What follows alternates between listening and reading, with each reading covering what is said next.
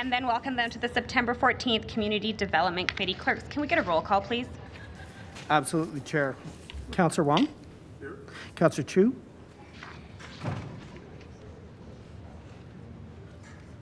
Councillor Chu on the roll. Here. Can you hear me? Oh, I got you now. Thank you very much. Councillor Dhaliwal? Here. Councillor Poopins? Here. Councillor Walcott? I'm here. Councillor Corral? I'm here. Councillor Sharp? Here. Councillor Wyness? Here. Councillor Meehan? I'm here. Councillor Chabot? Here. Councillor excuse me, Councillor Spencer? Here. Councillor McLean? Here. Councillor Damon? Mayor Gondek? Here. Thank you. Chair Penner? I am here. Thank you. The history of Calgary is one of confluence, of two rivers, but also of people. Today, we will experience the confluence of ideas and perspectives. People who love and care for the city, their communities, and their neighborhoods deeply. Just as the Treaty 7 signatories are not a monolith of ideas and cultural practices, neither are we. Today is not going to be about consensus. It is going to be about action, which includes compromise. And as we sit with each other, holding our own truths, let's hold space for the differences, look for the points of commonality and togetherness. And this, I hope we will gain strength and move forward. Land and home is personal. And as we gather today on the traditional territories of the Blackfoot, the Stoney, the Tsuut'ina, and the Métis, may we reflect on the discussion about how much of what is recommended in the Home is Here strategy hinges on colonial practices of ownership of land. Who can own it? Where can they own it? Indigenous ways of knowing and practice are rooted in stewardship of land and how the decisions of today impact the generations of the future. Our policies rarely align with Indigenous practices, where intergenerational living, environmental stewardship, and spiritual guidance are at the forefront of decision making. But we are here and we have decisions to make. But let us reflect on this and recognize that Calgary are ancestral territories of the Blackfoot, the Siksika, the Piikani, and the Kainai First Nations, the Iet-Castonian Nations, of the Chiniki, Bearspaw, and Goodstoney, and to our west, the Tsuut'ina First Nation. The city of Calgary is also traditional homeland of historic Northwest Métis and is home to Métis Nation of Alberta Region 3. We acknowledge all urban Indigenous Calgarians who call this place home. As we move through today, I do ask for patience. We have a few procedural items to go through first before we move actually into the actual discussion around housing here in Calgary. So first, can I get a mover for the agenda? Councillor Wong, thank you so much. Anyone opposed to the agenda today? It's probably a good thing if we're not. I'm opposed. Pardon me, Councillor Chabot, you say you're opposed to the agenda today? Correct.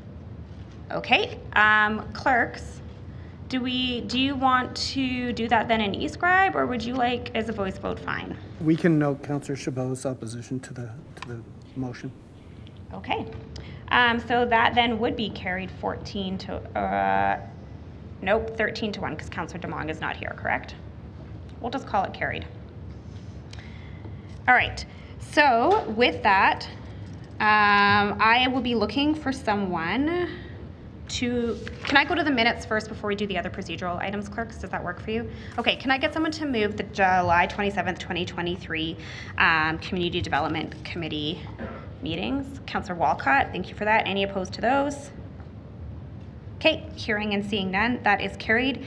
Next, I'm going to go to the procedural request to schedule a 2023 October 2nd Community Development Committee meeting. There were originally 7 or 8 items scheduled for today, but due to the overwhelming response, we have kindly asked our administrative teams to postpone those. So can I have someone move to add a September 2nd meeting of Community Development Committee? Councillor Pootmans, thank you. October 2nd? That's the day. That's exactly it.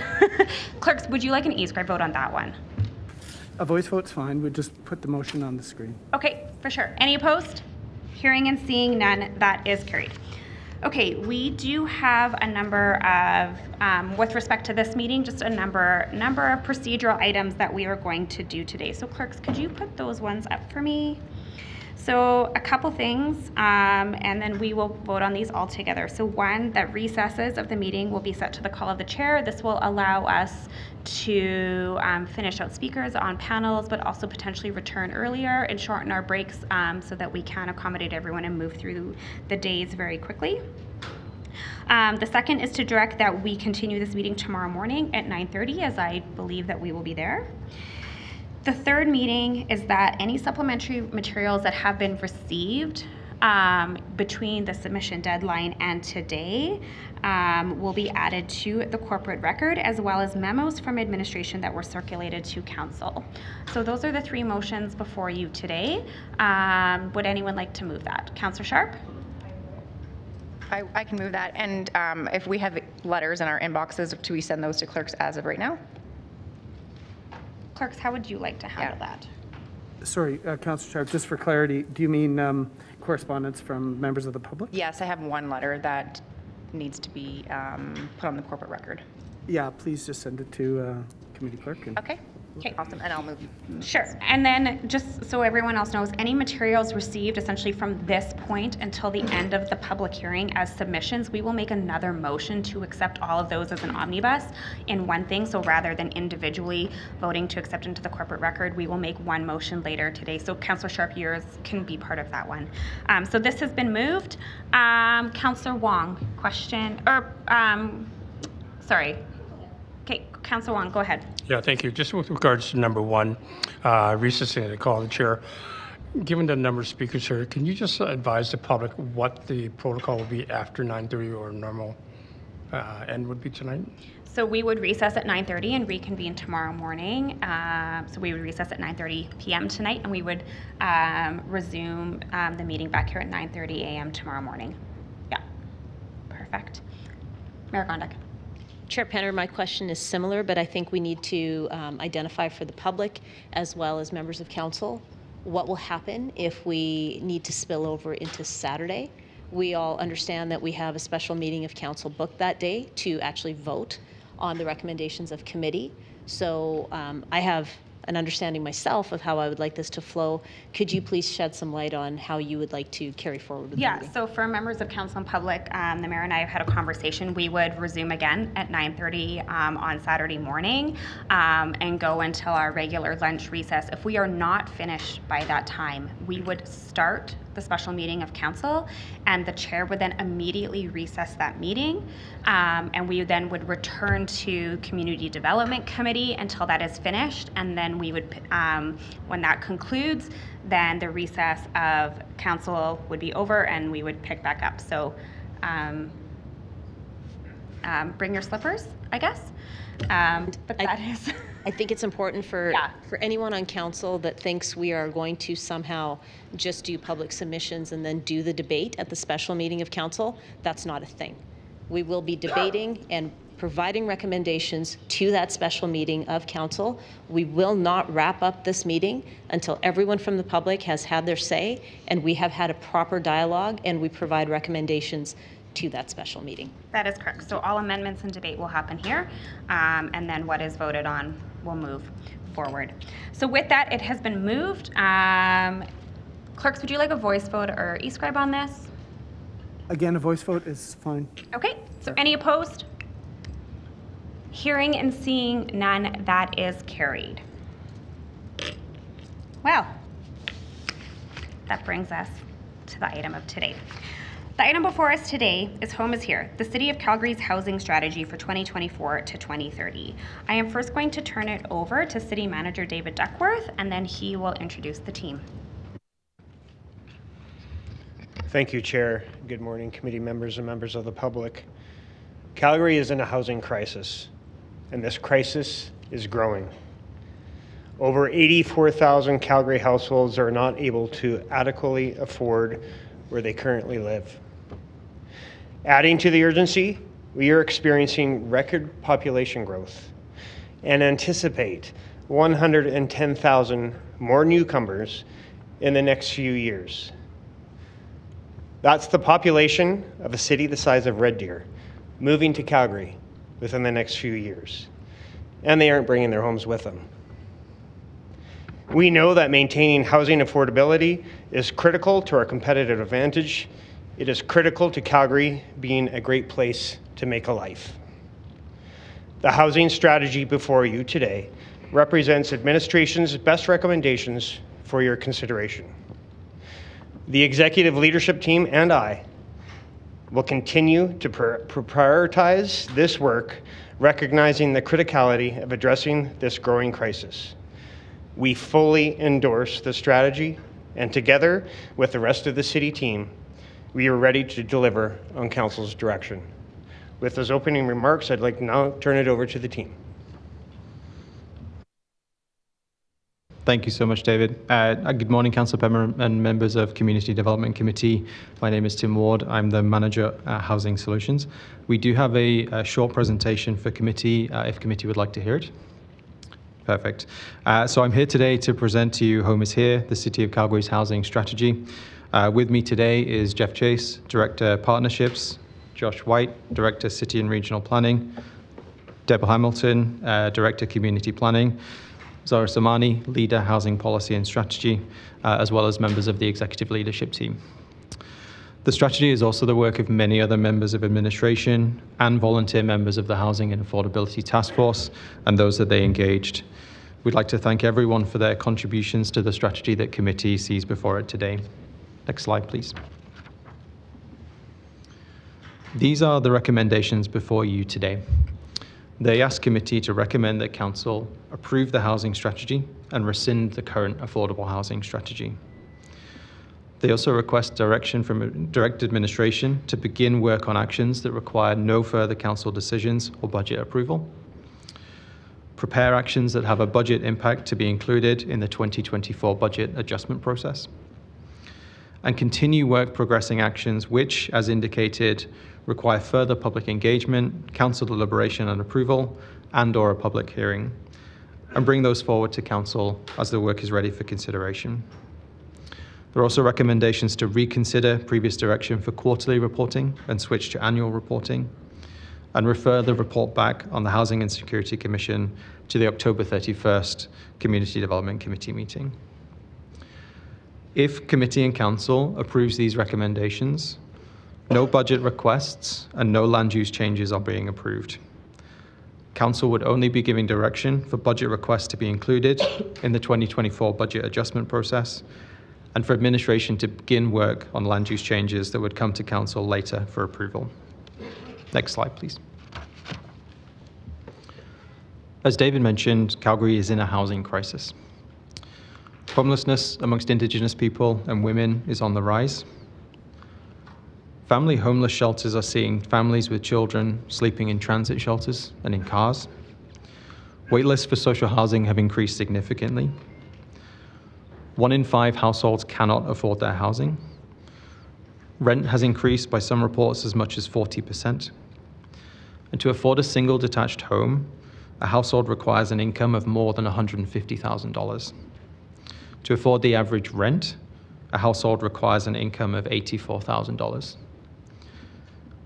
And just to put those numbers in context, the approximate annual income of a single person in a full-time job earning the minimum wage is $27,000. The annual income of a single person on Alberta Works is $9,500. Our economic advantage rests on those numbers being far lower and on us being a place where people can find work and afford their housing. That's our history, our heritage, and if we lose our housing affordability, we will lose that advantage. Next slide, please. So these are just some of the headlines that we've seen since we were last at council in July. For a very long time, Calgary has been an attractive place to live because our economic opportunities have been combined with housing affordability. That is my story. I came to Calgary because of those opportunities, and because the idea of owning a home didn't seem out of reach. For the generations behind me, the young Ukrainian refugees, the talented international students, the story is not the same. There's been significantly high levels of migration to Calgary in the last year, and as David mentioned, we expect to welcome another 110,000 people to Calgary over the next few years. We owe it to them to build a city that they can afford to live in and make a life. Next slide, please. And so I understand that those numbers and those headlines can seem emotive and worrying. But committee, we have a comprehensive plan with a positive vision of the future.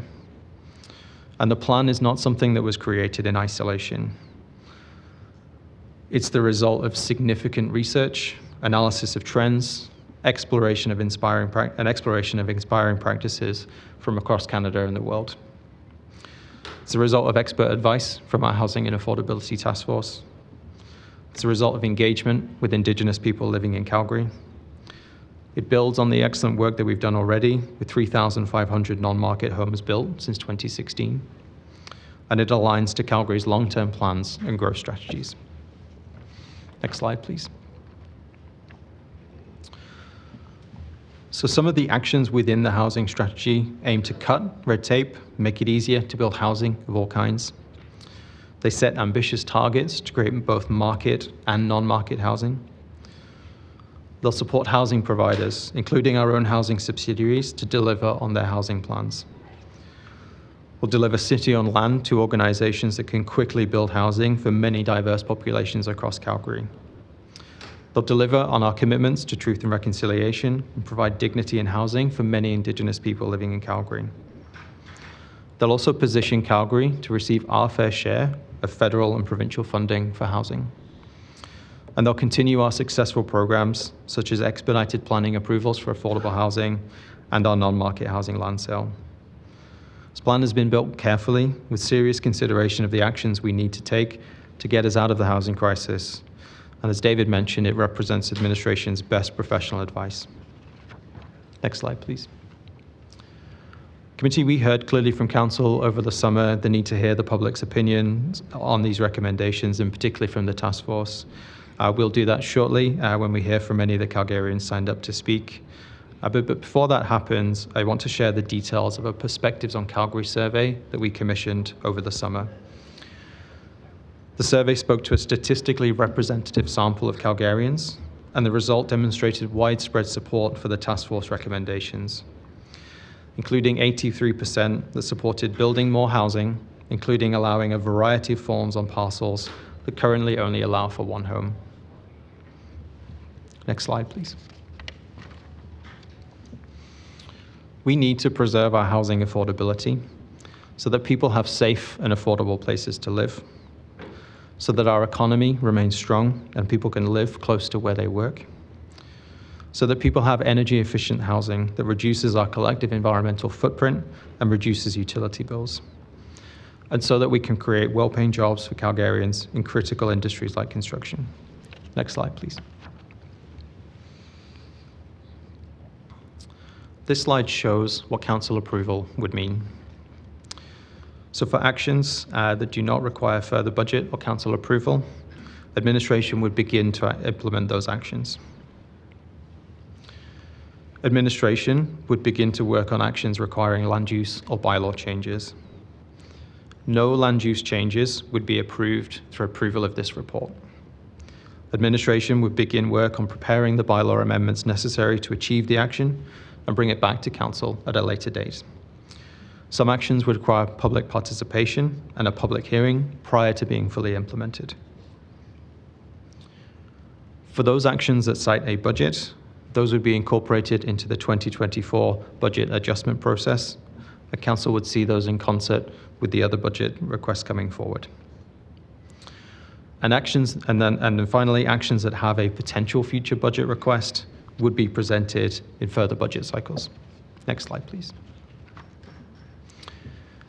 So thank you very much, committee. That concludes my presentation. We recommend that committee approve the strategy and the associated recommendations.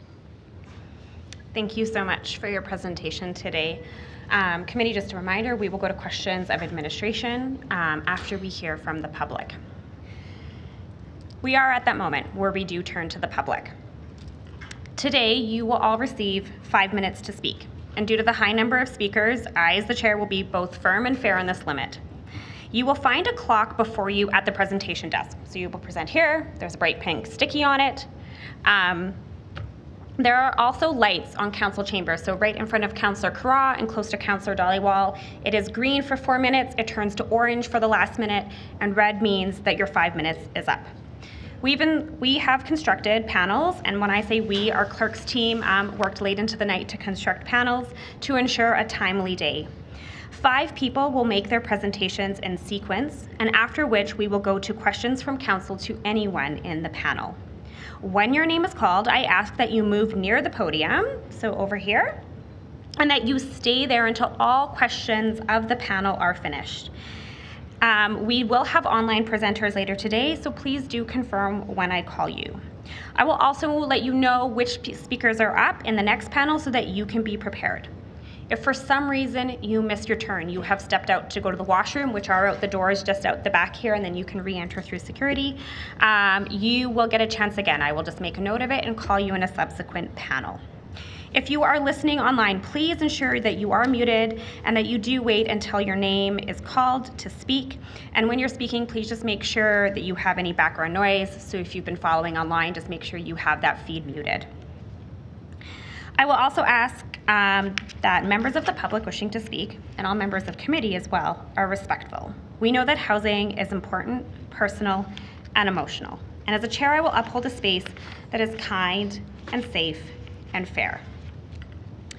So we understand that speaking about personal lived experiences can be challenging. And we have resources here today to support you if you need.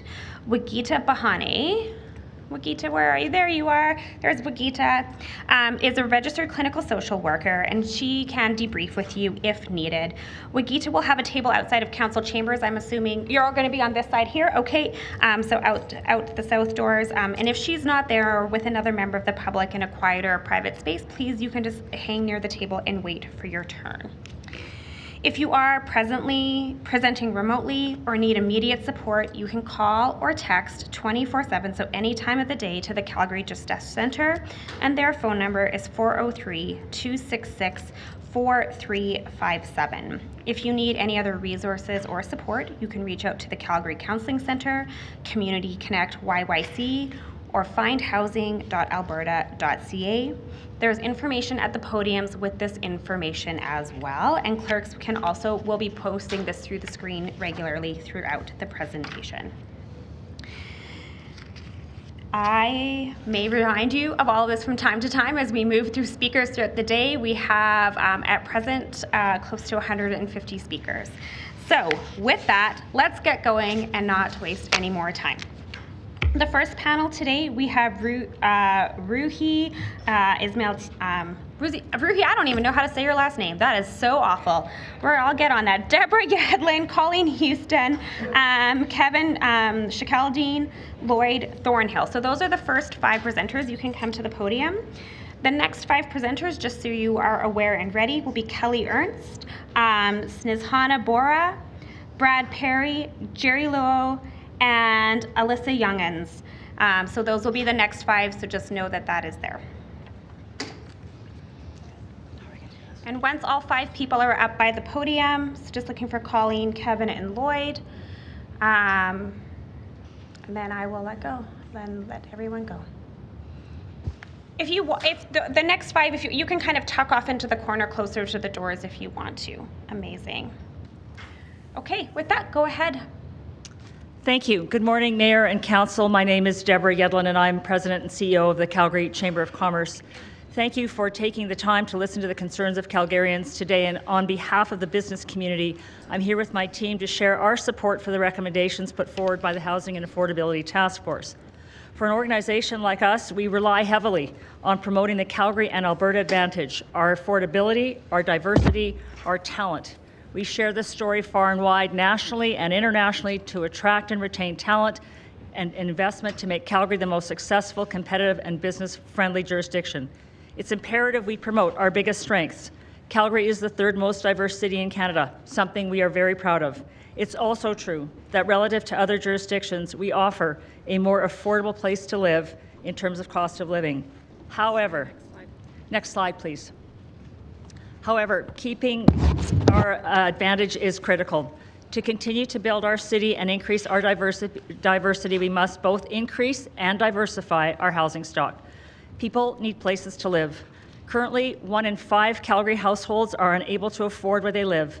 This is a number that we could see rise further as mortgages are renewed at higher interest rates. Rental rates are increasing here faster than anywhere else in Canada. Calgary has seen a 17% year-over-year increase, 40% between 2020 and 2023. This is a critical issue for attracting the talent we need, including students, professors, researchers, innovators, young professionals, entrepreneurs. The list goes on.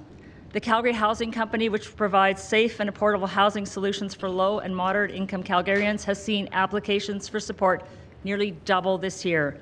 Calgary is at an inflection point. We must use this opportunity to course correct, to sustain our affordability advantage, to draw in the investment and the talent for our city to grow and continue to diversify.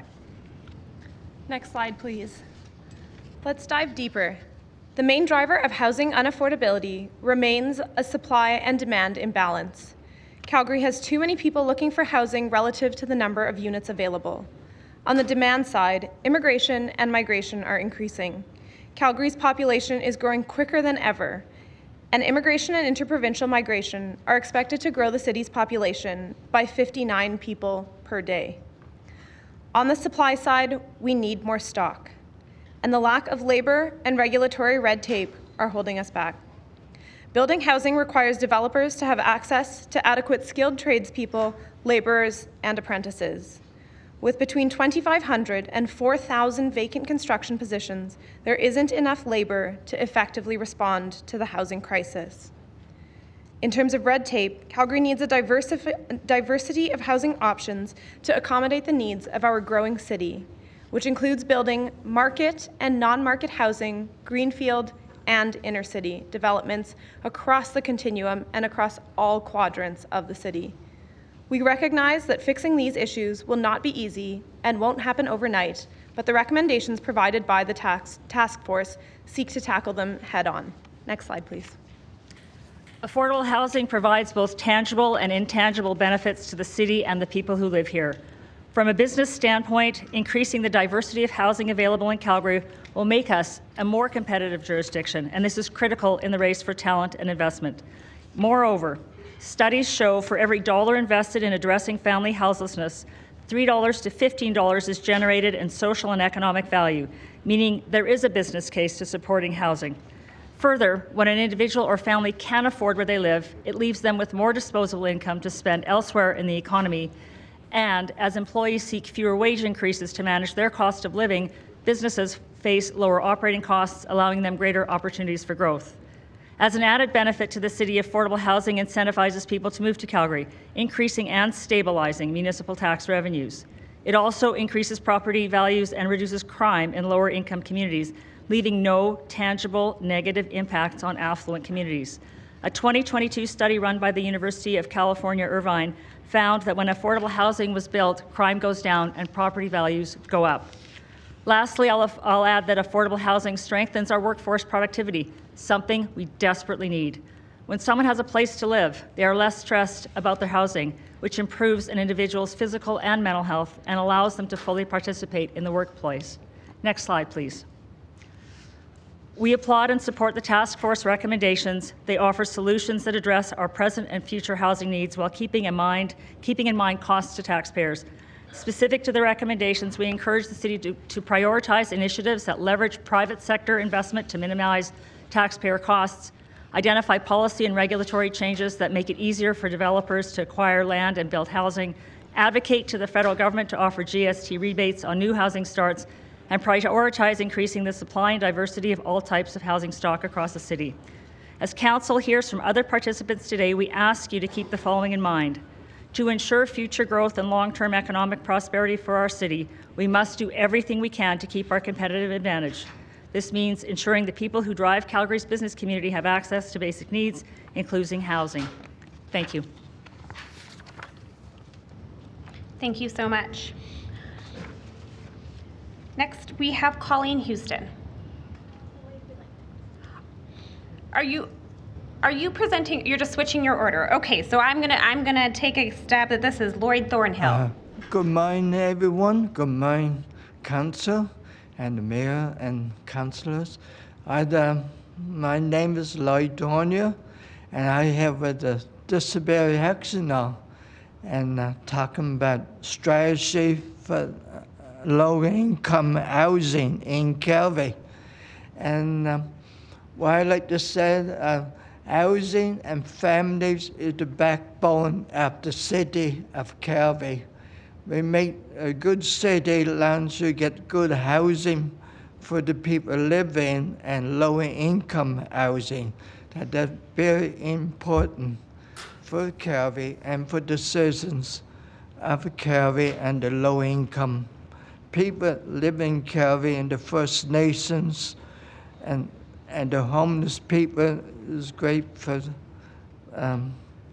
people living in the city. So I'm here to speak about the low-income housing. And another thing I like to say, for the rent, I like to see a cap put on rent for 10 years and see how to do that work in Calgary for the low-income people. If you put a cap rent on housing, I think that would help the people get new housing in Calgary. So thank you very much. Thank you, Lloyd, for being here with us today. Thank you. Kavin, you are next. Okay, now I call on Colleen to speak. Okay. Thank you. Yeah. Hi, Mayor and councillors and everyone else. My name is Kavin Sheikheldin. My pronouns are she, her, and I'm a member of the Disability Action Hall, speaking in favor of an affordable housing strategy. I'm someone who advocates a lot when it comes to housing, and I'm also someone who currently lives in Calgary Housing Company. I'm here today to share 3 low-cost solutions to help with the housing crisis in this city. First, we need to create more safe places for people to share their experiences and learn about their rights as landlords and tenants. I have a group that I personally created on Facebook. Few folks haven't heard of it. The group name is called Alberta's Landlord/Tenant Complaint Group, which was aired on CBC News. I created this group, which provides a place for landlords and tenants to find solutions together rather than waiting for higher-ups and more professional folks to answer. But this group is just supplementary to the RTDRS. We still would recommend folks to go to the RTDRS on that group, and it is a safe place for both landlords and tenants to share their experiences and monitor the discussion and to ensure everyone gets along and not fight. Since creating this group together, we have helped renters to not have to live in fear about losing their home. When necessary, we suggest people should seek legal advice immediately. I have learned landlords and tenants both need support to know their rights and responsibilities, and there should be some free courses for them. I personally tried Rent Smart. As you can see, I have my certificate, and I did not learn much as I learned from experience. There should be more classes and education about landlord and tenant rights and responsibilities co-led by renters, landlords, and home operators. Second, I strongly support the idea of landlord licensing. This licensing needs to be available in many languages. Right now, landlords in this province just become landlords without even knowing what their rights and responsibilities are. Landlords should be required to get a license before they become a landlord. This will help people stay housed.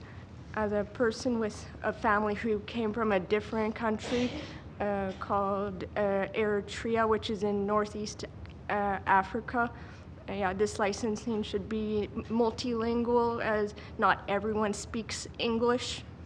For example, I know one guy from Iran who was my uncle's landlord who did not know what security deposits are, and when my uncle did his moving out inspection, everything was in good condition, though the landlord still did not return the security deposit until we went to the Residential Tenancy Dispute Resolution Service, RTDRS. And lastly, we need to work together to help share a bigger picture with our friends and community. I wanted to also mention the province and federal government, just like what we're doing here today. I wanted to share an Alberta-wide survey and want to see how many people are affected by housing. I want the government of Alberta to understand why housing is a human rights issue and why it is important for the government to no longer do any more cuts to housing. And my plan is to share the survey results once the survey is completed. Here's one response I got in my survey. I would like to tell folks, so one person said that the price of food and other things are rising and our rents are going up $200 or more, and low-income housing should only be 30% of a person's income. So if you are only getting $1,865 like someone on AISH, then the rent should be at a maximum $560 a month, which we know is far from reality. Anyways, thank you for listening to my low-cost suggestions to help with the housing crisis. Thank you, Kavin, for being here with us today. Colleen. Good morning. I have 35 copies of her presentation. That includes Kavin's websites and great efforts. Thank you. So good morning. I'm Colleen Huston. I'm a proud member of the Disability Action Hall and in Ward 7, which is a great transit-friendly community. And I thought I'd share a story today because I know you're going to get thrown lots of stats and hear many stories. And I've lived in Calgary most of my life. I've been homeless twice. The first time I was 10, we lived on the campground. It was when 1980, and like you're seeing today, mortgage rates are going up. Rent is unaffordable. And we could have used resources like Métis housing that we have today. The second time, I bought a home through the Home Buyers Plan, which is a great program for first-time home buyers where lawyers and home inspectors and realtors donate their fees to help people in low income and middle income afford their homes. And I benefited from that for 8 years, but my relationship ended. And I was homeless and I lived in my car. And I house sat. And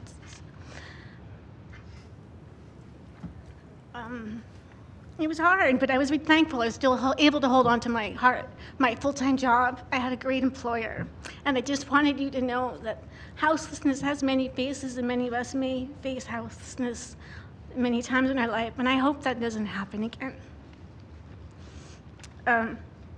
I'm now living in Ward 7 and I'm proud to live in a multi-family affordable unit.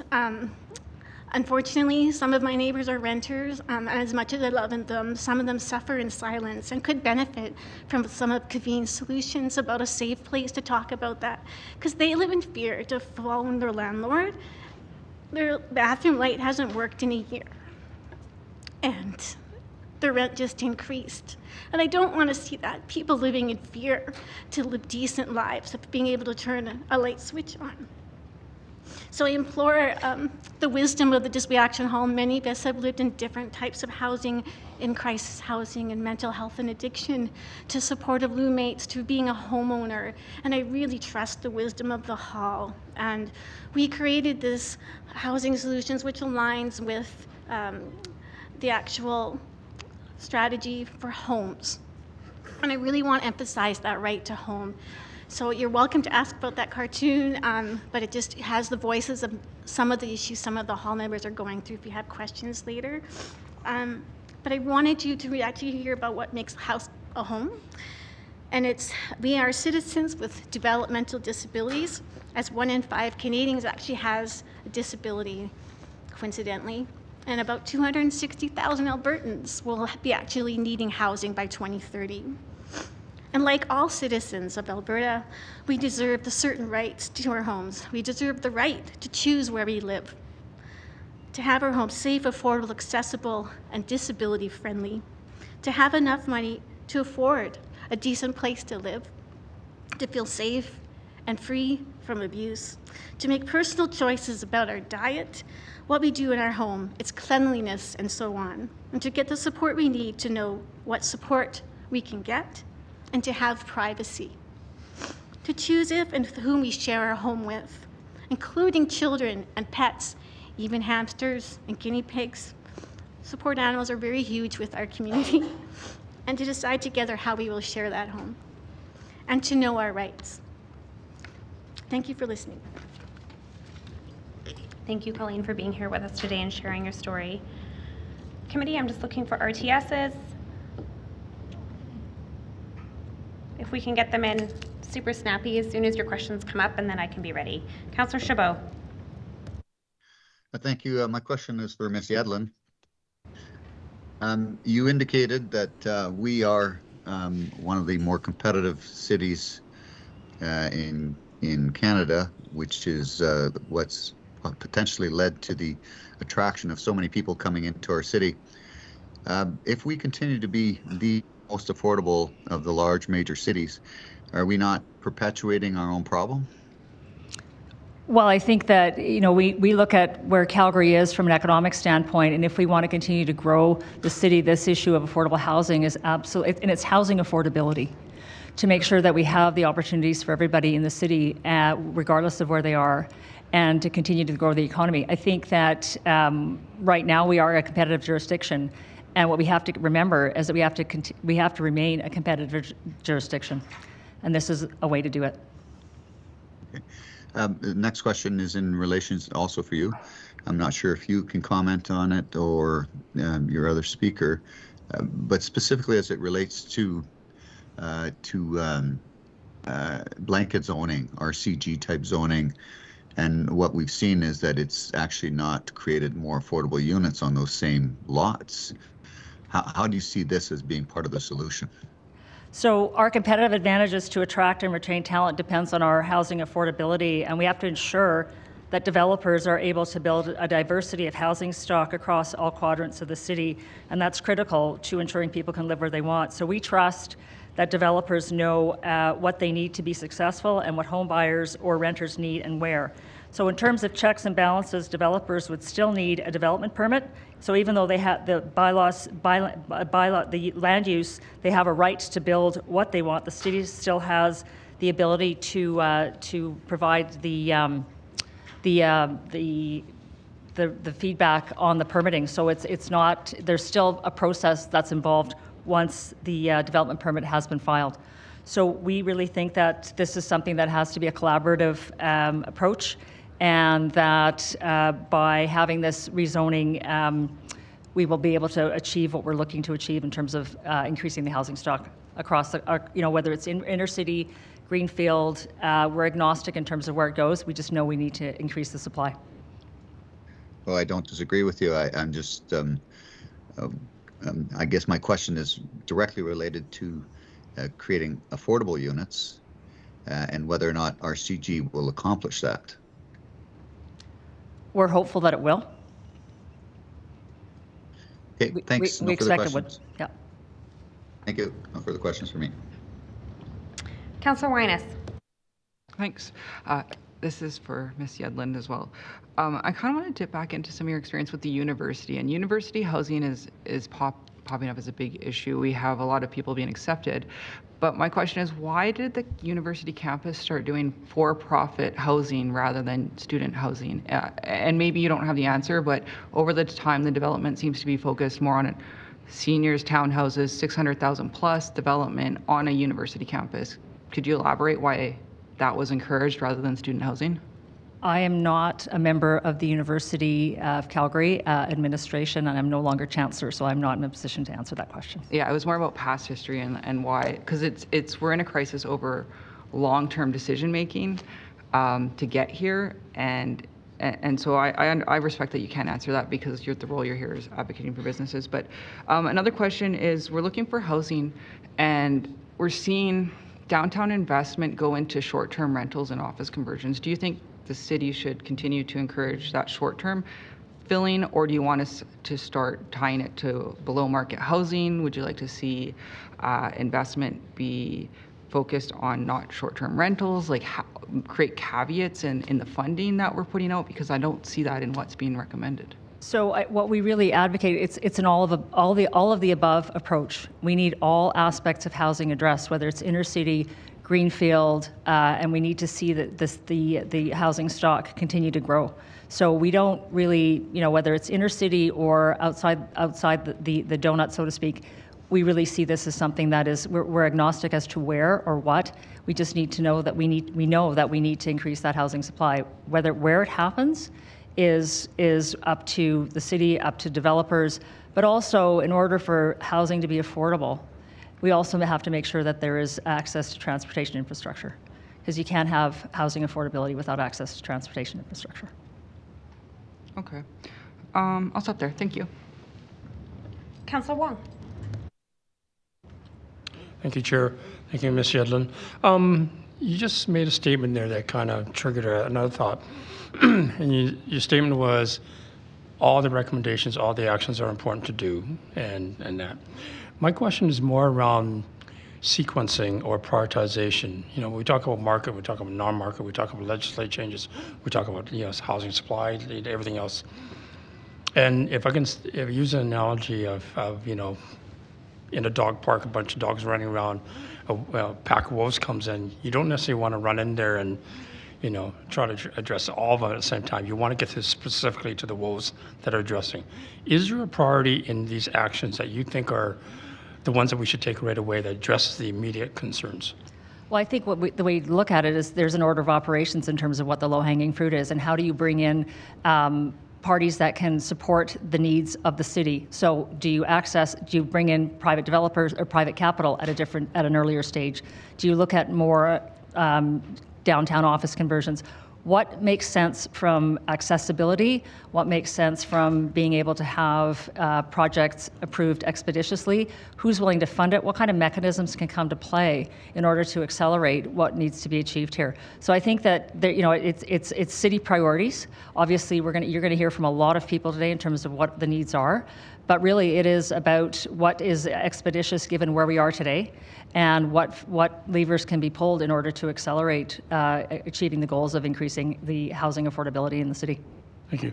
And I guess the more direct question, of the specific actions recommended, are there any of those that you would suggest we move on quickly? It really is it's an all of the above is what we're advocating for. So it's everything from red tape to increasing the availability of lands, to advocating for GST rebates on new builds. So we're really advocating for an all of the above approach. Okay, thank you. Councillor McLean. Thank you, Chair, and thank you, Ms. Yedlin. To kind of follow up on Councillor Wong's question, saying that the Chamber supports all these recommendations. Specifically, does the Chamber of Commerce support rent controls? We know the province has come out hard against it, but does the Chamber support that recommendation? So in the task force recommendation 2C4, it provides administration guidance to investigate rent control models used in other jurisdictions and to provide the Government of Alberta with a summary of those findings. While we don't necessarily agree or disagree with rent caps, we support the city looking into all possible solutions that might alleviate affordability constraints on housing. And once those findings are made, we're happy to have the conversation with administration as to their impact on the business community. Okay, thanks. Thank you. That concludes questions of this panel. Thank you so much for joining us all today. So the next panel will be Kelly Ernst, Snizhana Bora, Brad Parry, Jerry Luo, and Elisa Youngins. So that will be panel 2. You can make your way over towards the panel, and as that's happening, we're also getting a few chairs for people to rest at the time. Panel number 3 will be Mohammed Ladha, Kathy Oberg, Graeme Melton, Bo Masterson, and Jay Bowen-Eyre. So that will be the next panel. So we'll just wait for all of the, we're just going to wait for those chairs to get there, should you wish to sit.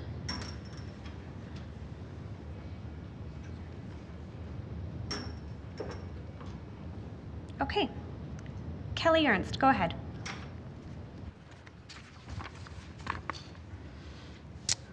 Thank you very much, Council, for inviting us here to speak. Today, I'm going to speak to what the Center for Newcomers is seeing in our realm of the world.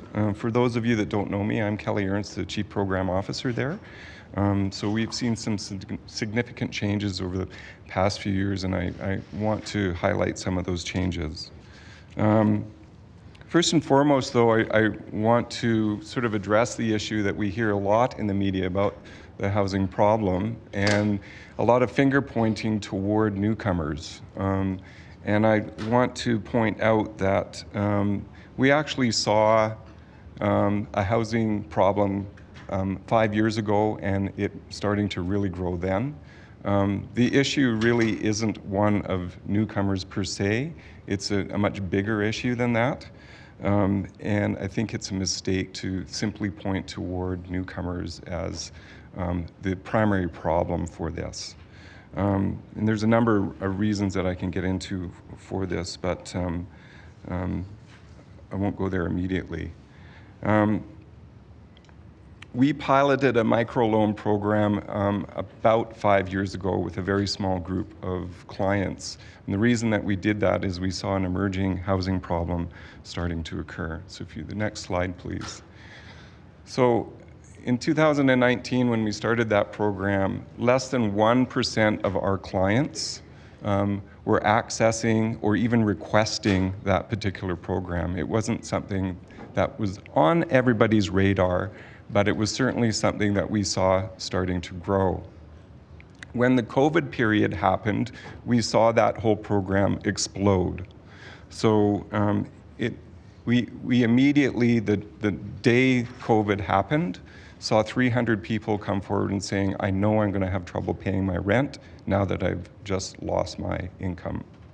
We thought that when the COVID period would end, that problem might go away, or at least subside substantially. It did subside, but it didn't go away.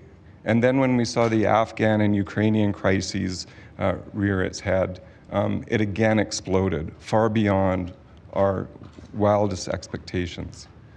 We now see housing requests coming to the Center for Newcomers as the primary concern for more than 6%, and it's approaching 10% of our client base. The other thing I'd like to point out over this 5-year period is a huge expansion in the number of clients that we've served. So 5 years ago, it was around the 3,000 mark. The end of the fiscal year in March 2023, we surpassed 35,000 clients. By the end of this fiscal year, we expect that we're going to surpass 40,000 clients. That's a huge, huge growth. But what we see in alarming frequency with that growth is a real change in need and with respect to housing. 5 years ago, nobody showed up at the Center for Newcomers with suitcases. We now see that in regular frequency. Even this week, families showing up with their suitcases at our center saying, I've lost my home, or I've arrived and I have no place to stay. What do I do now? That's a substantial change from 5 years ago. Next graph, please. We also want to point out that these numbers of increases in both clients and housing assistance requests have exploded. So our clients have, in that 5-year period, increased 11 times. By the end of this fiscal year, our fiscal year ends in March 2024, we expect, compared to 5 years ago, a 13 times increase in the number of clients. However, the housing need is increasing 5.4 times faster than our increase in clients. Already to this month, we've seen a 63 times increase in the number of housing requests, and we project that that will increase to 87 times the number of housing requests compared to 5 years ago. So those are shocking numbers, but it is really teaching us that this is a need that it just is not going to go away. And if we don't do something with this quickly, there's going to be some pretty profound impacts to this city. Mr. Ernst, I apologize. You are at your 5 minutes. Okay. Okay, thank you so Thank much. you. I have Snizhana Bora. Hello to everybody. My name is Snizhana Bora. I'm from Kharkiv, Ukraine. I arrived in Canada to Calgary 3 months ago. In Ukraine, I started looking for an apartment for myself and my family, my mother and 3 years daughter. But I realized that this is impossible online. Then I turned into the Center for Newcomers. They helped me with the hotel for 2 weeks, and then matched me and my family, us, with amazing host family. So in general, a month and a half should have been enough for find a home. But it didn't happen like that. From the first day we were here, I started looking for a home. We looked at apartment every day, but we were refused for various reasons. First, we have a small child, 3 years old. Yeah. And she might make noise and some discomfort for the newborns. We have no credit history, so it's impossible for newcomers. And our 6-month rent must be paid. There were also instances when the location of the apartment didn't suit us of our small child. The search lasted 3 months. Every day we looked different option, 3 or 4 in day. In August, my friends came and we decided to look for a hosting together because it's nearly impossible for one family to rent an apartment for their own. Currently, 1-bedroom apartment, the price from is $1,800. It's minimum. So for the last month, we have been searching for accommodation together. We were very stressful. We cried every day. Every day we cried. And we started to lose our hope. We found hope.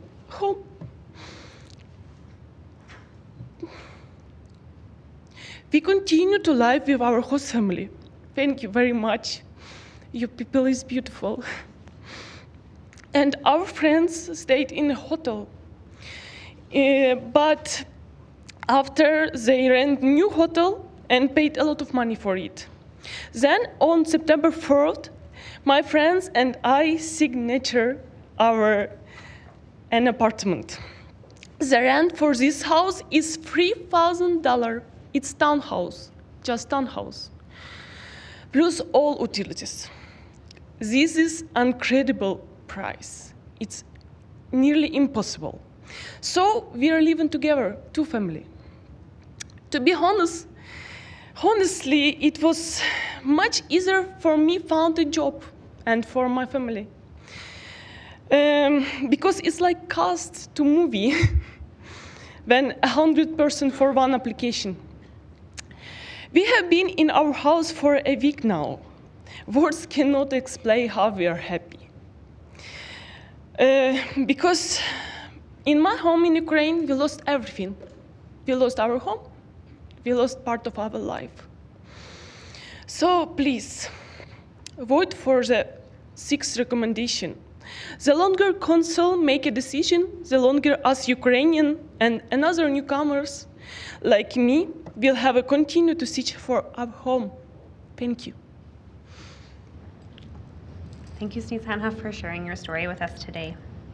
Mr. Parry.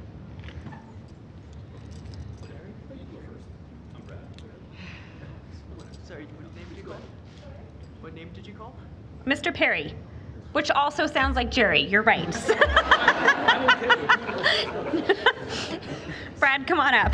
Okay, I am going to work on first names to keep it consistent. We're all okay with that? All right, okay. Brad, go ahead. Thank you, Chair, and thank you for having us and allowing us to speak today. We appreciate the time and effort.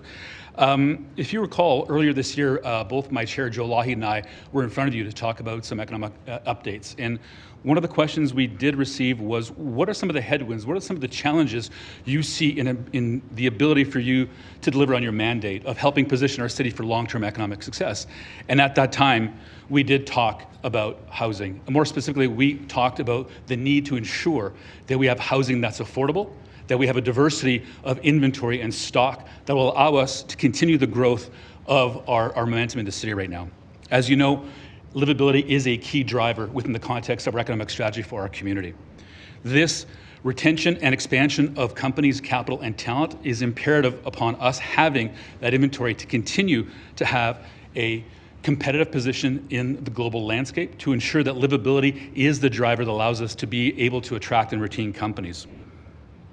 It's funny, I was just in Vancouver with a lot of my counterparts from across the country yesterday, the biggest cities across the country. And this conversation came up, this specific topic was a big topic of discussion. And I can tell you that not many municipalities are having these strategic conversations. And so I applaud council for taking this on, this very challenging issue.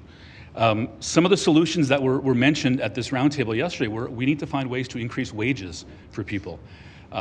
We don't believe that that is necessarily the long-term opportunity for our community. More specifically, currently we're working with a large European company looking for them to relocate one of their major operations into our city. And as a matter of fact, over the last month and a half, they've actually come to us and talked to us about affordability in Calgary. They've heard what's happening. They've seen what's happening. We need to ensure that we continue to be positioned as one of the most livable cities in all the world. As part of that conversation, we also know that this competitive advantage will go away if we don't have, again, housing that's affordable and a variety of stock of housing for our community. I think when you look at the competitive advantage we have, this livability is key to our drivers behind what we're doing.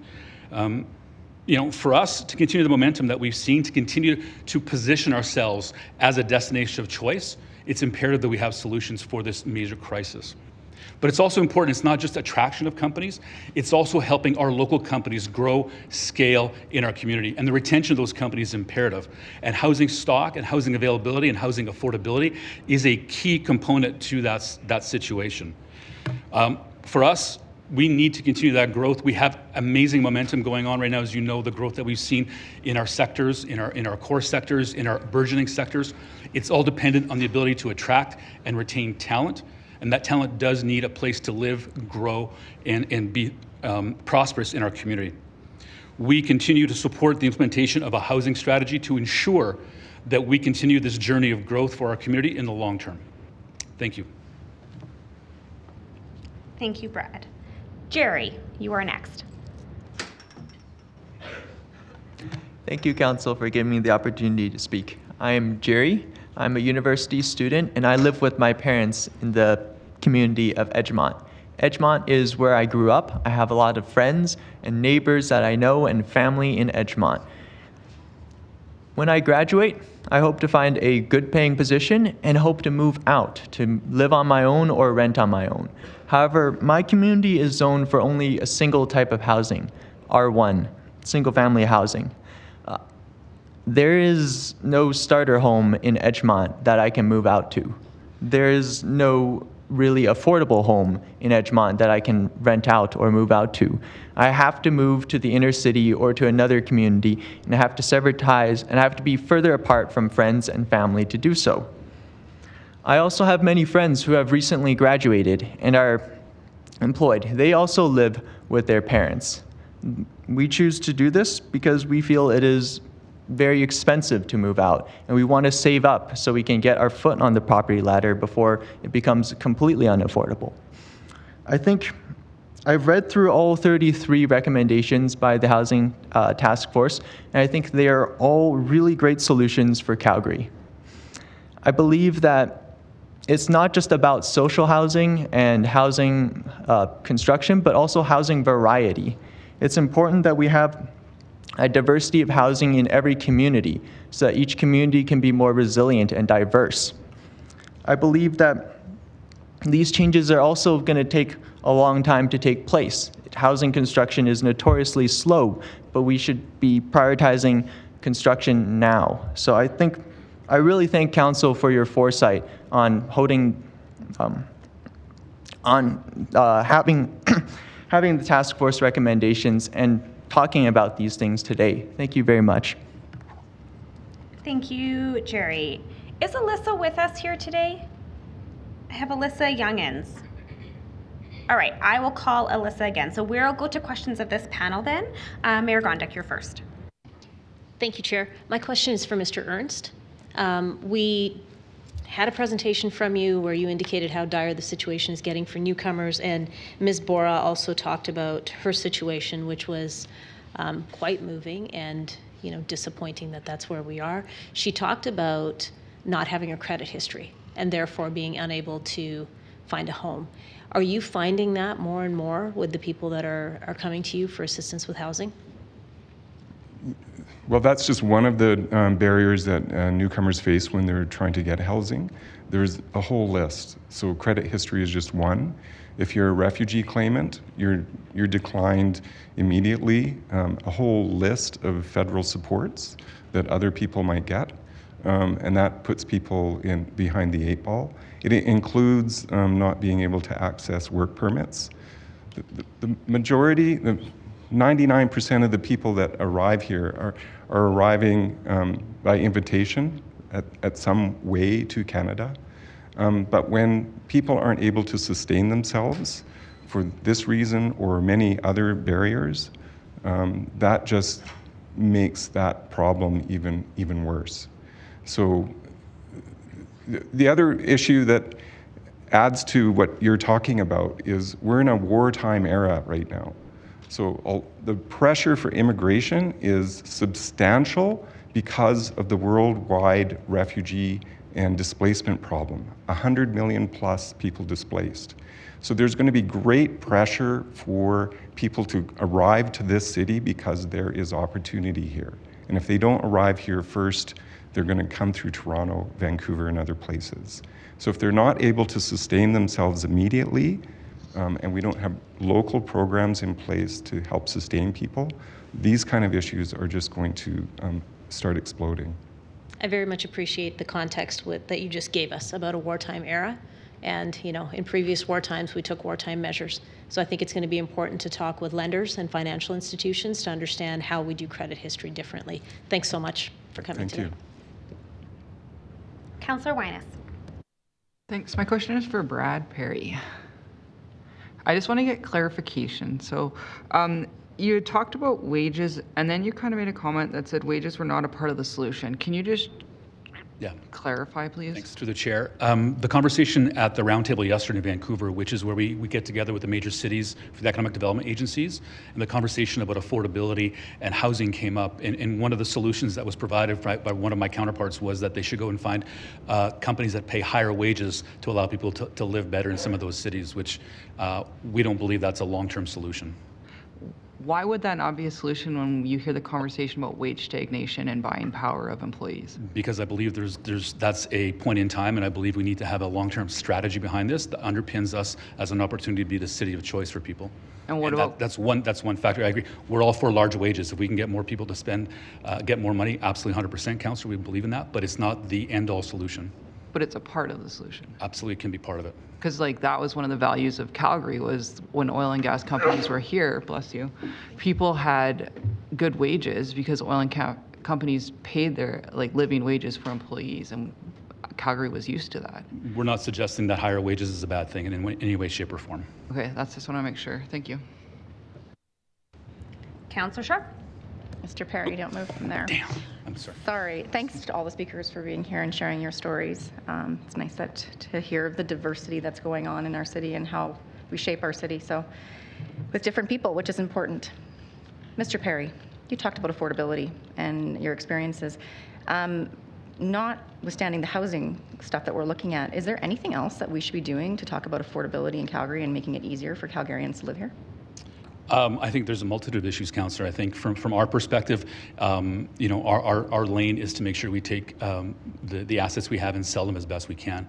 I think overarching affordability is a key component. If you look at the Economics Intelligence Unit that ranks cities, the best cities to live in, they take in a number of factors to do that. So I don't think there is simply just one. I think there's a number of factors that go into that, and for us to ensure that we continue to be on that top 10 list on a global basis, it's imperative that we have a strategy that is across sectoral and allows us to become that city of choice for people because of a number of factors for affordability. Councillor Wong. Thank you, Chair. Mr. Parry, please. I'm sorry. Push you like a yo-yo out there. Thank you. Just along the lines of a question from Councillor Winus about, again, the income and that. Certainly increasing wages has an inflationary effect as well, and that's something that also adds to housing and all the other affordability costs. But another way of looking at providing dollars to people is, federal provincial taxation policy, income tax, raising the tax exemption level, thereby leaving more in the people's pockets. Is that something that economic development or just economists would favor? I can't comment across the board for economists. Obviously, anything that we do to improve affordability is key to us retaining the talent that we need. Again, a lot of the work that we do is working with our local companies, and that talent retention piece is incredibly important. So any way that we can always put money back into pockets is a favorable opportunity. I think, again, all orders of government have to come around this issue and to have a solution. It's not a single solution. I think there needs to be all orders of government in step with this. Similarly, though, with all the businesses and businesses and corporations, is that a message that we can send to them, that the cost to people, whether it be utility costs, insurance costs, this and that they also need to be mindful of keeping the dollars in people's pockets so that they can address essential needs? I would not disagree with that comment. I think for us, as we look to other jurisdictions that we compete with, it's imperative for us to have that clear story to differentiate ourselves, to allow us to attract those businesses and that talent. Okay. This is something you didn't answer. I'm going to just put it out there for you, and that is, we get challenges from, and I shouldn't say challenges, input from our constituents about when we talk about public hearings, and if we blanket zone and do a blanket rezoning, that people's voices are not being heard. Where do you sit on that notion of having people's voices heard on land use changes? Again, for us, we're not housing experts, we're not development experts. We are here to help serve the city, to drive economic prosperity, and I think conversations are always imperative, but for us, it's not really our lane to swim in right now. We believe in supporting a strategy. We believe there has to be a coherent strategy for the long term. This is not a short-term conversation. Okay, thank you. I can't remember the senators and newcomers. I'm sorry, your last name, sorry. Ernst. Sorry, thank you. You didn't finish your presentation. Is there just one quick statement you want to say to conclude your presentation? We can go to the third slide, but a quick statement. I guess one of the key messages is certainly support this new housing plan or this whole new approach, but also look outside of North America for additional solutions. So, two cities that keep coming up are Helsinki and Singapore. Helsinki has a housing first model, and Singapore has a model of public housing where 75% of the population is living in public housing. In any case, when you look internationally, and this is what newcomers are telling us, and there's really good success in dealing with affordability and ensuring there is no homelessness or very little. There's great volume of public housing. So if there's one piece of message that I could walk away from, really consider the volume of building public housing as a key piece of the solution. Thank you. And again, thank you to the Senator's newcomer and Ms. Bora, that's sitting behind you. Thank you for sharing your story. I know I'm very sensitive to newcomers coming to the city, so appreciate you both being here. Thank you. Councillor Pootmans. Thank you, Mayor. Thank you, Chair. Mr. Parry, please. Councillor. Thank you.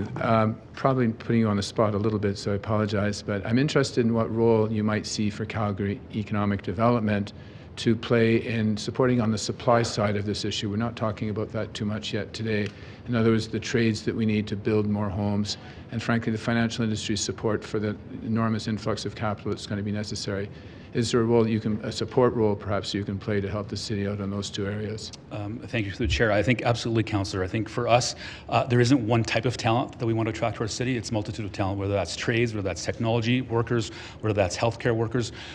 We know that there is a shortage on a number of industries. And so for us, we work very closely with the private sector and with our post-secondaries to ensure that we are trying to attract and train the right kind of talent that will allow us to continue that long-term economic success for the city.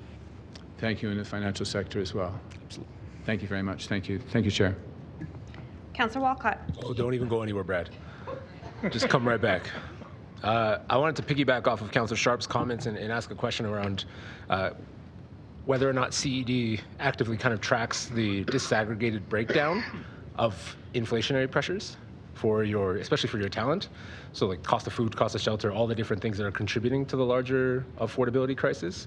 Does CED spend a lot of time tracking those things? We do track some of that as well. We make sure that we understand those factors as we compare ourselves to other jurisdictions. As you know, there is a war on talent, and there is a challenge in attracting large companies and helping our companies scale. So those types of initiatives for us are imperative for us as we tell the story of Calgary and how we stack up against other communities. Where has shelter costs sit on the affordability challenges when you're looking at inflation and cost of living in this talent retention? Yeah, we did look quickly at that, and unfortunately we haven't had a chance to drive into the data completely, but we're seeing that, yeah, we are seeing some inflationary pressures. We look at our data that would indicate that Calgary currently sits in the mid-tier for rental affordability, but we see that number, us moving into the top 5, probably in the next 6 months. But again, this is data that we're doing some analysis on currently. Perfect. Yeah, it's the reason why I'm always interested is just because we get inflationary updates here as well. And in Calgary, when we look at, of course, our cost of living and the general affordability crisis, shelter costs are the highest driver of inflation in Calgary so far. So I figured it'd be something that we have to keep a tab on so if we're attracting more and more talent. Thank you. Thank you. Councillor Dhaliwal. Thank you, Chair. Just a question for Mr. Parry one last time. I think Councillor Walcott kind of talked about it, but I just want to understand, we are seeing these inflationary pressures, especially on the rental market. How much of that do you think is the supply side? And because there's other determinants, energy, heating, all that. How much do you think would be the lack of supply, enough supply in the market? Again, I think that's not, we're not developers, we're not experts in that part. Again, for us, it's the imperative for us to have a variety of inventory. As we talk to companies from around the world or people moving here from different parts of Canada and different parts of the world, they're looking for different kinds of housing options. So we look at the downtown strategy, the office conversion opportunities. People do want to live in a vibrant downtown. While we all aspire to own a home, a detached home, some people necessarily don't want that. And so for us, the imperative is to have a diversity of stock that will allow us to provide those options for people who are coming here. And when you say the diversity of stock, what do you mean by that? Because one of the recommendations is to just put everything on RCG. Doesn't that take the diversity out? Again, I'm not an expert in land development, but I will say the diversity of stock includes apartments, it includes townhouses, it's single-family detached, it's a number of options within the context of the people that are looking to come to our city. Great, thank you. Mr. Ernst, sorry if I said it wrong. First of all, thank you for all the great work you guys do. I go to Center for Newcomers all the time, and I see the amazing work that you're doing with the newcomers. Just a question. So I understand, as you read probably 33 recommendations or actions, 6 recommendations. They are a mix of many things. Your clients, how many of them are looking for rental housing to start their lives in this country? Because as an immigrant, when my parents brought me here, we couldn't afford a house. So like Ms. Bora said, credit was one problem. Second was not having enough down payment. So like Ms. Bora, we were 4 families living in one house. So I've seen that. So I just want to understand how much you think the urgency is to get the non-market, non-for-profit housing going right from the get-go to support those kind of rental clients. The urgency is profound. The people that we see rely on rental housing immediately. As you pointed out, they don't qualify to get a mortgage here upon landing, and especially the people that come to the Center for Newcomers, they're just not going to be in that position.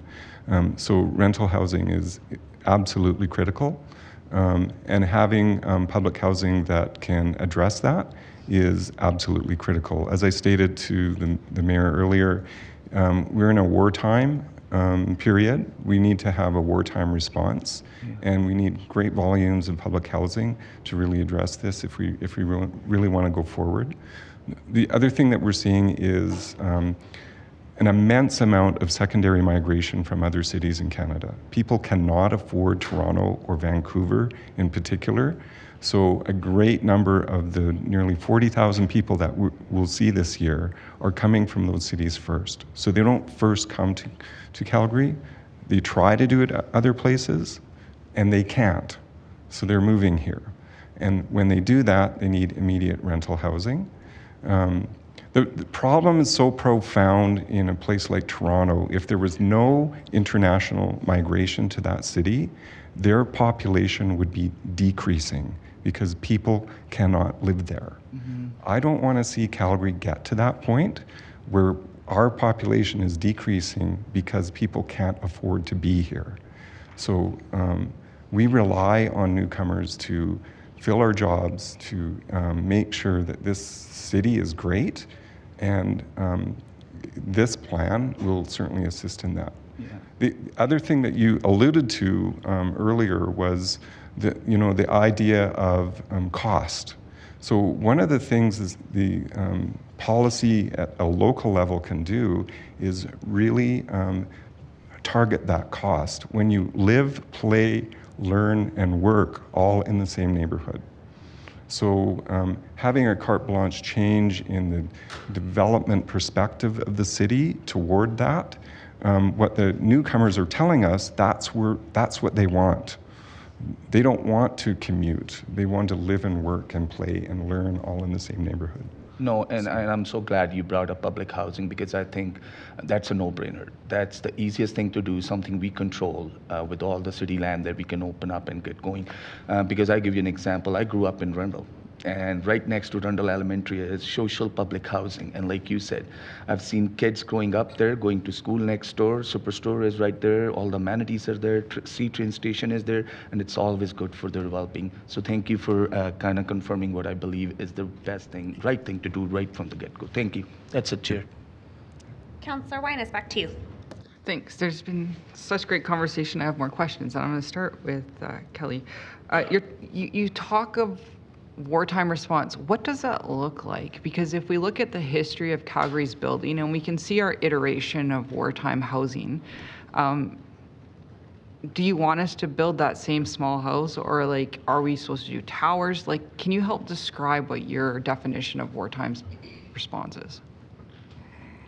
Again, look internationally. So when Calgary did a build of wartime response after the Second World War, my understanding is the primary build was single-family dwellings.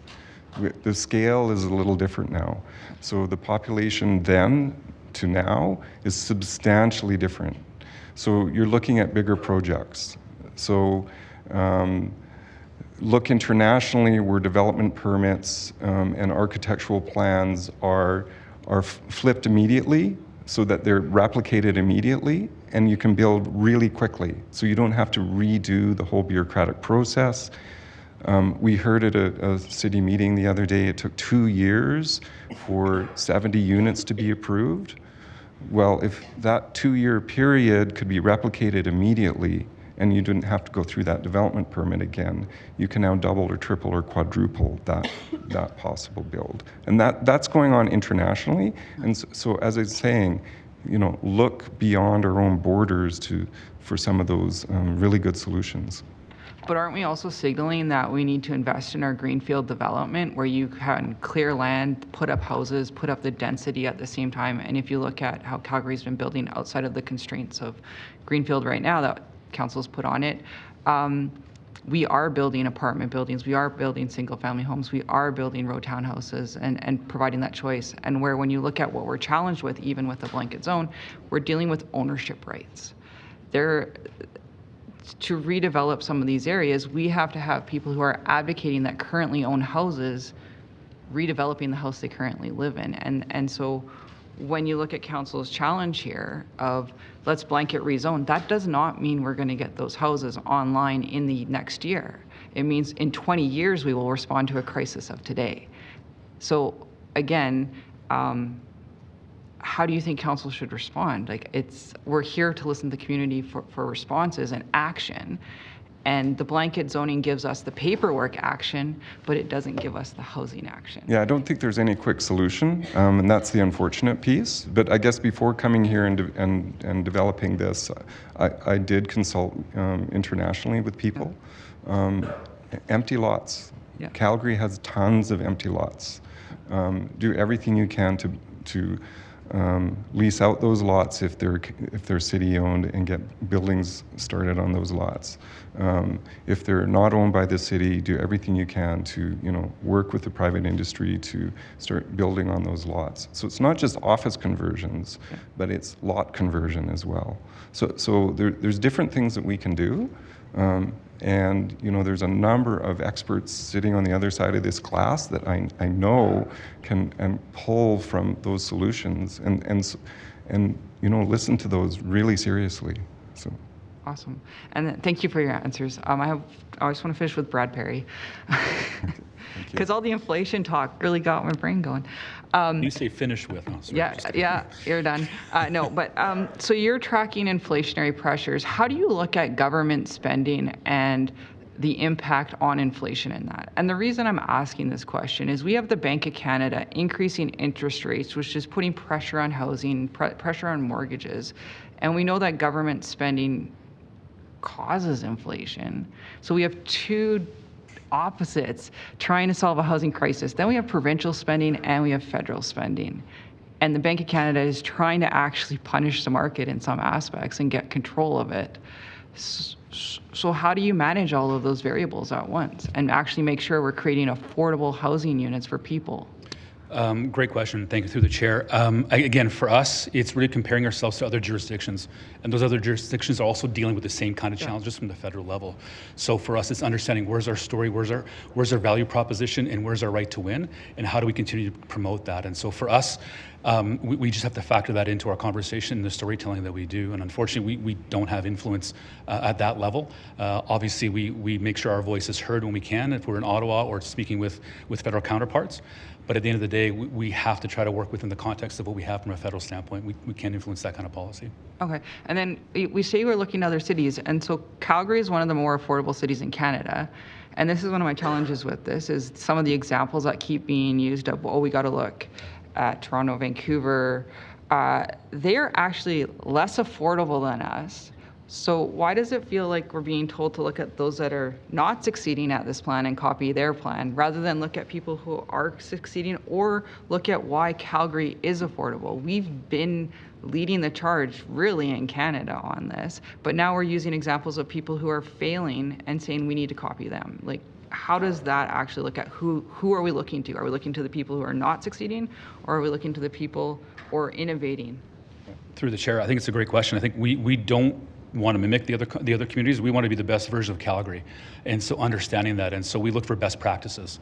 We look for understanding what's happening in other jurisdictions. What are they doing? How are they attracting and retaining their talent and businesses? And what are those things that are driving those key decisions? And we use that to our advantage. We don't necessarily suggest that we want to be like anybody else. Again, I've heard this multiple times, especially when it comes to the film and TV industry. Want to be Hollywood North? No, we don't want to be Hollywood North. We want to be the best version of Calgary that can deliver against our value proposition every step of the way. Thank you. Great. Okay, that concludes questions of this panel. Thank you so much all for being here with us today and sharing your experiences. So the next panel that I have, you can all return to your seats or get on with your day or whatever, right? We all lead very busy lives. So the next panel is, no, I just want to go back. Is Alyssa Youngins here? Not yet? Okay. So I have Mohammed Lada, Kathy Oberg, Graeme Melton, Bo Masterson, and Joy Bowen-Eyre. I believe you're all here in person, and so you can just make your way over this way. Mohammed Lada. All right, I will call Mohammed a little bit later. Okay, so then we will start with, I'm just gonna move someone up. Frano Cavar, are you? Frano, come join this panel then. And then Kathy, you can start, or Graeme start. I can't remember what order you guys were going in.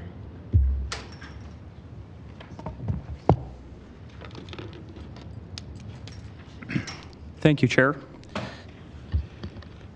Good morning, Mayor Gondek, Committee Chair, members of Council, administration, and the speakers that are here today. I am Graeme Melton, Chair of the Build Calgary Region and the Vice President for Melcor Development's Calgary Region. I have 35 letters for distribution. If clerks could please distribute for us. I want to be clear. We are here to speak in support of this strategy and have this strategy approved and implemented as soon as possible. I would like to acknowledge the members of administration for their dedication and effort in assembling the strategy and council for making this a priority. I'm here today on behalf of the Build Calgary region. With me are other Build Executive Committee members, Kathy Oberg, Bob Factor, Kathy Agar, and Brian Hahn, to speak to the housing strategy. I will provide background and context. My colleague, Kathy Oberg, will be providing details on what we support, along with our recommended additions and amendments to the strategy as contained in our letter. We represent Build's nearly 600 members who are experts in understanding what it takes to develop land and build homes affordably. We advocate for home affordability, innovation, and choice for owned and rented homes. The Build member work accounts for a majority of the permits granted by the City of Calgary for home construction. Build agrees that housing affordability, whether it be owned or rented, is essential for the inherent dignity, safety, and well-being of citizens and for fostering sustainable and inclusive communities. The housing continuum is connected. An unbalanced focus on one segment of that continuum will have consequential and negative impacts on other segments and a further erosion of home affordability. Build feels we have been and can continue to be a strong partner with the city to achieve a goal of overall affordability. Calgary housing affordability, as measured by the percentage of gross income required to afford a single detached home, has eroded from 33% as recently of March 22nd to 43% as of June 2023. The reasons for this erosion are many, and not all are within the control of our industry or the City of Calgary. The City of Calgary is the key regulator of land development and home construction in Calgary, and Build members are substantial providers of rental homes and homes for sale. We must collectively work together on the aspects which we individually and collectively have an ability to impact. The strong increases in demand and in house prices is driven by Calgary's nationally attractive affordability and our world-class city. Build's membership has responded with all available resources to this. In 2022, CMHC reported record housing starts in Calgary, including the highest portion of purpose-built rental since 1990, 32 years. While we can appreciate much of this strategy is focused on a specific area of Calgary's housing needs, the focus on affordability must be extended and be balanced across the full spectrum of the housing strategy, as correctly noted on page 8. Council and administration have also correctly noted improving home affordability must be about removing barriers, time and cost barriers, to adding supply to the full spectrum of housing. We trust Council and administration believe our members' input on the strategy, importantly, the implementation of it, would be of value to help reduce and eliminate the crisis. While we have many suggestions to add to this strategy, time today will not allow us to go through them all.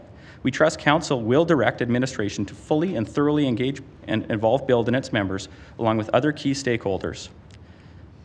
In the brief time we have to engage with you today, the key thoughts we wish to leave Council and administration with on this critical matter of importance are: Build believes many of the elements required to achieving housing affordability are included in the strategy. and in addition to this strategy, support all attempts and efforts to secure available funding from provincial and federal sources. However, to be effective in building the capacity and increasing the ability to construct homes and provide supply, the strategy and actions must focus on the following areas: increasing supply across the full housing continuum, reducing the cost of development and building all forms of housing, lower the risks associated with development and building new housing, lessen the approval times required to develop land and build housing. With this introduction, I will conclude and allow my colleague, Kathy Oberg, to provide specific recommendations for additions and amendments to this strategy as the next panelist. We want to contribute to this strategy, and we have come forward with some solutions. Thank you. Thank you, Graeme. Kathy, go ahead. Thank you, Graeme, and good morning, Mayor Gondek, Committee Chair, and members of Council. I would just like to start by saying I appreciate the stories I've heard because I think we're partners in this, and it's a full spectrum of understanding to be able to affect affordability across this city. I'd like to start with that. And I am the managing partner at BNA, and I'm the second vice chair of Build Calgary Region. Build supports a strategy for housing affordability in Calgary that includes the entire housing continuum and believes that many of the elements required to achieve this are included in this strategy. The key themes of this strategy are making more land available to build housing on and making it easier to build houses. Two themes that are best addressed by increasing the housing supply while reducing the risks and costs and approval timelines and creating new homes. We aren't landlords, we represent the building. We are encouraged by outcome one and wish to improve the language by not only increasing the supply of housing to meet demand and increase affordability, but by also meeting the demand, lowering housing costs across the city, and reducing process and approval timelines. Please find our proposed amendments contained in our letter, distributed by clerks. In addition to our request to change the outcome, as noted, we also wish to add 3 more objectives, which will further reinforce the outcome of lowering costs across the city. These new objectives include reducing the timelines for approvals, getting houses built, reducing the cost and improving viability of land development and home construction, and improve coordination with all levels of government, which will reduce the price of homes. We can appreciate that many hours were spent by the task force preparing the strategy, and to further assist, we've also included some actions. We thought we'd do a little bit of work and added those in case they are supportive to you. Build also wishes to see some modifications to some of the existing actions that could have an impact on investment and most likely in supply. And we've made those suggestions in our letter on page 3. And some of these, we come with questions. So actions 1C1 and 1C12 talks about and could be misinterpreted as inclusionary housing. And we look at that and say, does that increase the cost of market housing and then affect housing across the city? So at this time, we worry that does that create a different effect? And we want to ask more questions, we want to talk, and we're definitely open to doing that and understanding. Rent controls are also referenced. Rent control is done with the best intentions to minimize the impact of rising rents, and I've heard that here. Data has shown that rental controls have negative long-term implications on supply and the quality of supply. In practice, rent control policies can ultimately prove to be ineffective in addressing the root causes of inaffordability, which is insufficient supply, as rising rents are the symptom of supply and demand imbalance. Rent control is a short-term solution with long-term consequences because sometimes we see underinvestment in the maintenance of existing buildings, and then sometimes we'd see a lack of new projects coming on because of those. We'd like to explore policies, and we are open to investigating rent supports or subsidizing models that other jurisdictions are doing in order to get the supply that we need. The city and industry have a long-standing culture of collaboration. Process on the noted items presented here in our letter will require that we collectively lean in to that culture and find all reasonable, innovative, and creative ways to remove all barriers to housing supply within our individual and collective control. On many advocacy matters included in the strategy, Build and its members are aligned with the city. As with the overall implementation of this strategy, we invite council and administration to engage with our members moving forward to add to the chorus of voices advocating for constructive policy changes at other orders of government. Build recommends further regular, meaningful engagement on the strategy and moving forward, but we have to approve this strategy.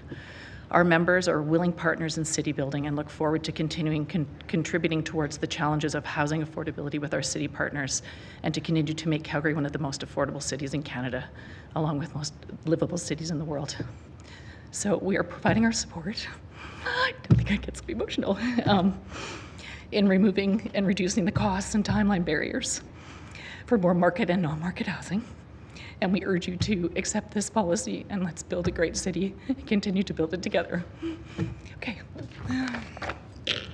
Thanks, Kathy. Bo, you are next.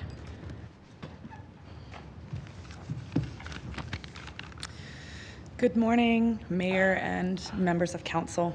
My name's Bo Masterson. I live in Ward 14, and I'm the Executive Director of the Women's Centre of Calgary, which is situated in Ward 7, and I'm speaking as a representative of the organization today. Today I'm standing here, backed by the strength, resilience, and experience of 9,000 unique women we have already seen and served at the Women's Centre this year. We are in support of the Home is Here housing strategy. For those who may be unfamiliar, the Women's Centre is a community building organization and resource center for all women in Calgary. We strive to be that safe place where women feel seen, heard, and can speak with their peers for support, resources, and connection.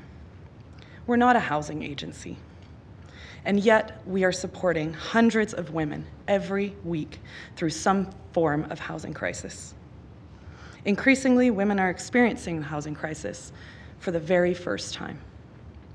Every single one of my staff members, including myself, has spent recently hours sitting with women and hearing their stories, sometimes with her children, because they are facing imminent homelessness and cannot find safe shelter. We have women sleeping in emergency waiting rooms with their children because they have nowhere else to go. We have been forced to send senior women out of their community and even Calgary because they're unable to find emergency shelter space in Calgary. In desperate moments, we have paid for hotel rooms for women and their children, only for the hotels to evict them the next day. We have worked with women who are harassed by their landlords and cannot leave because the rental market is so dire. We have talked with women who can't find rental accommodations because they are overtly discriminated against based on their gender expression, their race, their marital status, their sexual orientation, source of income, and as we have heard, their credit history. These are deplorable human rights violations that are happening every day in our city.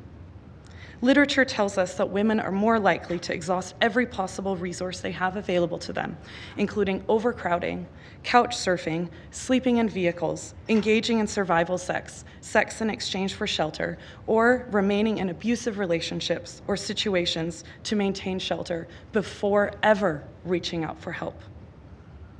With the increase in numbers we are seeing, we can only imagine the experiences and traumas that women in our community have been living through as this housing crisis has worsened.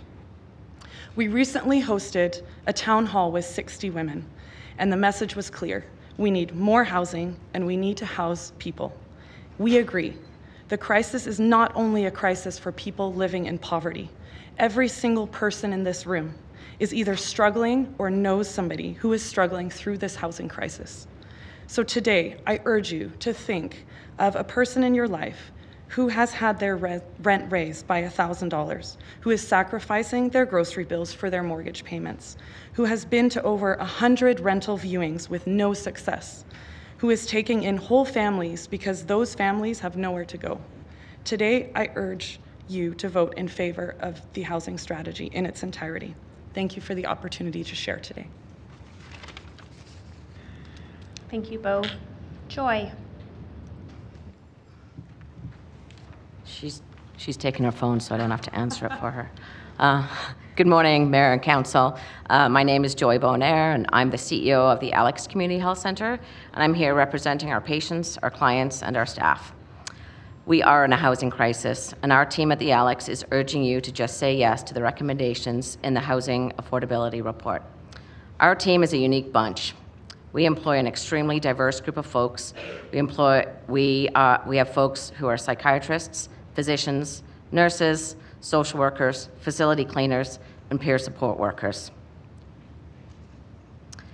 Our folks live in all quadrants of the city and in every single ward. And every day we serve some of Calgary's most vulnerable people who don't have an address to call home. Housing and affordability not only affects our patients, our clients, and our community members, it also affects our staff, our volunteers, our family, our friends, and our neighbours. Calgary, like many municipalities in Canada, is facing an affordability crisis, but this council has the opportunity to make a real difference with the recommendations before you on housing to keep Calgary affordable and from falling into a further crisis. Why am I here today is for two reasons. One, for those that we serve, and the other, because of the staff that support those who we serve. Nonprofits are a major employer of thousands of Calgarians, and our employees also need safe, affordable, and appropriate housing in order for us to attract talent, especially healthcare professionals, given that we're just coming out of a global pandemic. Physicians in our city are hard to come by, and attracting physicians to the city of Calgary and the province of Alberta is exceptionally tough. We have beautiful mountains, we have great schools, we have an energy sector, a tech sector, and of course we got the new event center coming, which is super important. But we also need affordable housing options to those who choose to live, work, and play in our city. Access to affordable and appropriate housing decreases the likelihood that families and individuals will fall into or remain in poverty.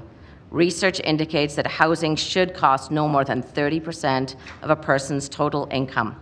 For Calgarians to enjoy what our city has to offer and contribute back to the economy, we need more affordable housing. In the past 2 months, I have heard directly from staff and clients that their rent has gone up as high as $180 a month, another $200 a month, and another $500 a month. The most shocking, a staff being forced to choose a third-floor apartment despite needing to be in a wheelchair because they can't afford an apartment in a building that has an elevator. In your recently released report, it was disclosed that an annual income of $84,000 is needed to adequately afford average market rent in 2023. The Alex has 274 paid staff, and of those, 252 of them earn below $84,000, which is 92% of our staff. It is these very staff who are funded by the City of Calgary through FCSS and Community Safety Investment Framework grants. These are the staff who work in our Youth Health Centre, the Street Outreach Team, and most recently, our new collaboration with the Calgary Police and the City of Calgary to provide the Community Mobile Crisis Response, responding to people in mental health crisis without a police response. It is these staff who are lining up to find affordable housing options for themselves while being in direct competition with those clients that we serve.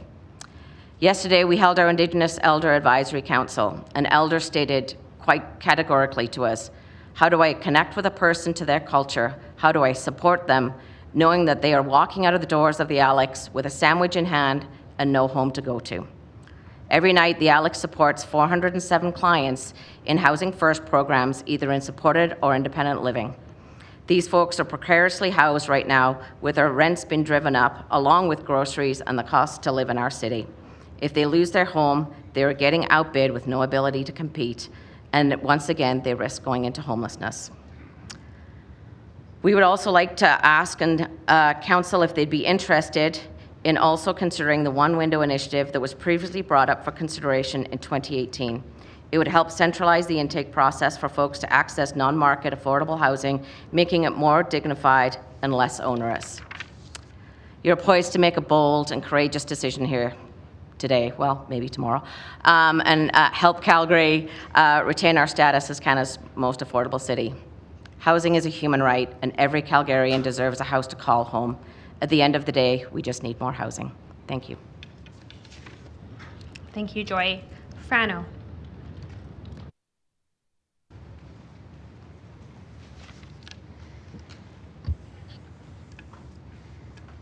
Good morning. My name is Frano Cavar, and I am the Director of Government Relations with the Calgary Construction Association.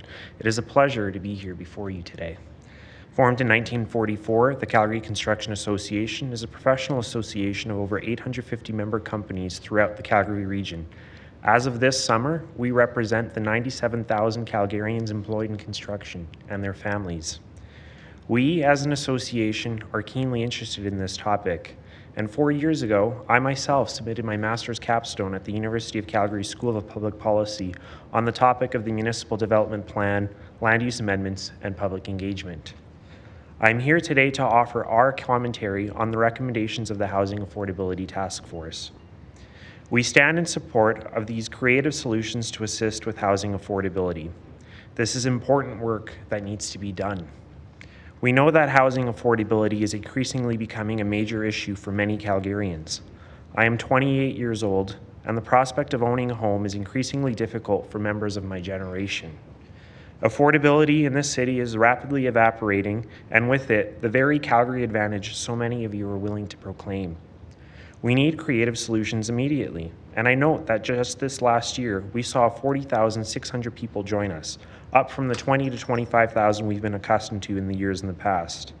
Underpinning all of this, and as you are aware, the Municipal Development Plan endeavors to accommodate 50% of Calgary's future population growth over the next 70 years within the city's developed areas, and of course, the other half in new greenfield development. Therefore, it is inevitable that new growth will have to occur in existing communities. And it is inevitable that the city will grow out as well. Folks, this shouldn't be a question of density versus sprawl, when in reality we need both and we need balance. And I do want to briefly touch upon the most controversial piece of these recommendations, namely the so-called blanket rezonings. As I was doing my master's research, I found that anywhere between 2/3 and 70% of all parcels in Calgary are zoned, or better said, designated R1, the single detached, single family type. As it currently stands, we know that anyone has the right to seek to redesignate these parcels of land to a higher density if they so wish. And we know that this body will approve it 95% of the time, rain or shine, and that's according to your own research. So my question to you is, what difference does it make if the Bay zoning model is an RCG? You already approve pretty much every zoning application. Why add to the red tape by enforcing the existing land use redesignation process for relatively small impact density? Why add costs and a regulatory burden? Why delay the inevitable? Secondly, on this whole concept of rights and privileges, my rights and any individual's rights are on our own parcels. Expanding the rights of people to build duplexes, triplexes, or row housing on their own lands doesn't cost us democracy. I don't have a right on your land, and that's not how property in our common law system works. But we do recognize legitimate and fair community concerns, which we believe aren't being taken away through this process. In fact, we believe that they're being bolstered through the development permit process. We trust the professionals of the Planning and Development Department to work with the community, do their due diligence, and adequately and contextually apply the principles of planning. I remind us all here today that the C in RCG stands for contextual. Any new developments in existing communities must fit within the context of these communities. So I call us to collectively breathe a little bit. Now, on behalf of the construction industry, I am compelled to warn you about a very real issue that is affecting housing affordability. That is, the labor supply gap, the amount of skilled workers, remains a major issue. A year ago, I appeared before this council and warned that the rapid increase in our population was occurring while the skilled labor gap was only widening. At this very moment, there are between 2,500 and 4,000 construction job vacancies in Calgary. Nationally, that number is as high as 80,000, and we are competing with every jurisdiction in this country. You can change the land use policies, all of them in the world, but what happens when you don't have the workers to build the infrastructure and homes that you need? Costs increase, projects are delayed, and affordability tanks. Now, what can the City of Calgary do? And Chair, if I may deviate for a moment. The City of Calgary has an agency dedicated to attracting and retaining skilled workers to our city. I call on you to direct Calgary Economic Development to focus more on blue-collared skilled workers, the very people who will build our city for generations to come. The labor shortage is a very real problem that will hamper any housing affordability measures. Please, use the levers that you have to address it. Now, thank you for allowing me the opportunity to speak before you today, and I am available for questions and concerns. Thanks. Maybe I should have put you on the panel with Brad. That could have been fun. Okay, Councillor Walcott, you're first for questions. Thank you so much. These will go to Bill, so Graeme and Kathy, you probably can both tag team this one. First, quick congratulations. One of your advocacy pitches, if you hadn't seen it in the news yet, came through with purpose-based rental tax rebates from the federal government. A key funding source for a lot of the different things that we're advocating for is going to be through the National Housing Strategy at the federal level. A key aspect of that strategy is the recognition that housing is a human right. So I'm curious, do you personally or as an organization agree with that statement, since that is going to be the source of a lot of our funding? I would absolutely agree that the ability for people to have a house should be a right. Okay. Sorry, was that a clear enough answer for you? Or yes, would yes have worked? That's perfect. A part of this process that we're going through is, of course, recognizing our own role in this crisis.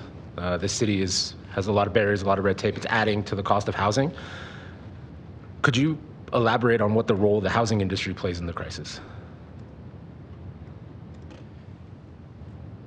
As someone who can help with the crisis? As a cause of the crisis, and someone who can help with the crisis, because we all are a little bit of both. I think it'd be really hard-pressed to the build and development industry itself is, our mandate is to build. We build homes and we supply homes. We build them as fast as we can. So I don't think that the activities that we undertake and any of our members would contribute to an erosion of affordability. It wouldn't make economic sense for us to do so. I think how we could help, as I mentioned in my opening statements there, we're experts in trying to find ways to build homes affordably. We want to be part of this conversation. I would be hard-pressed to think of any communication our industry has sent to council that does not highlight the importance of affordability. It's been a concern for us for a very, very long time. Affordability has many impacts, many impacts. Things are out of our control, interest rates, labor shortage. There's things that we can't do. What we're here to do is work with you on things we can.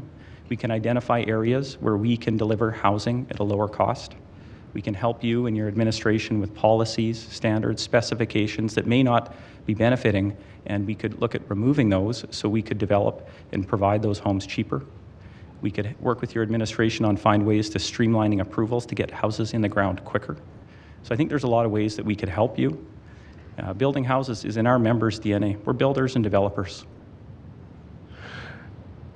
I'm looking at, part of the answer was good, but I think I just want to push back quickly on, do you not agree that some aspect of this crisis is driven by profit motives that are a natural part of a capital system? We're in a capital system, but to suggest that there's nothing in there that the industry could do, is there not a profit motive to building houses, and therefore that has a direct impact on the cost of housing? No. Profit motives wouldn't have contributed to this crisis. Our motives haven't changed. The crisis has gotten worse. So I don't think you could pin in any way the housing crisis on the desire to make more profits. That's a great segue to my next question. Do you believe that the cost of housing has been commensurate with the operational and capital costs over time increases? I actually don't fully understand your question. Can I rephrase it just to make sure? Yeah, I'll rephrase okay. For you. If profit motives are not a driving factor of the price of housing, then the suggestion would be that the supply and demand, the increased costs, the labor costs, those are the things that are actually driving the cost of housing, because your profit motives have been a similar percentage over a period of time. And so I'm asking is, are they commensurate? Yeah, fair. The principal driver of the cost to build a home and the cost to deliver that home has been the costs to deliver that we incur. So yes? Are you, sorry, you had asked me, sorry, I just want to make sure I answer this carefully. Absolutely, yeah. Yeah. The major driver of the price increase to deliver new homes is costs.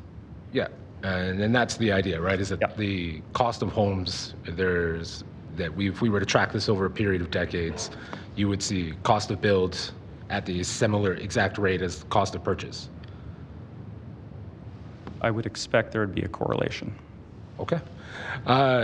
Kathy, you made a comment, we're not landlords, we represent the buildings. Do some of your members operate their own buildings, especially those that are renters or purpose-built rentals? We have some that have come into that area. Certainly, it's a small percentage of our developers and builders, but it is an area that they are certainly coming in and providing that supply to the city. Okay. Within your membership and without, just an industry-wide conversation, do you believe that rent gouging is a real phenomenon?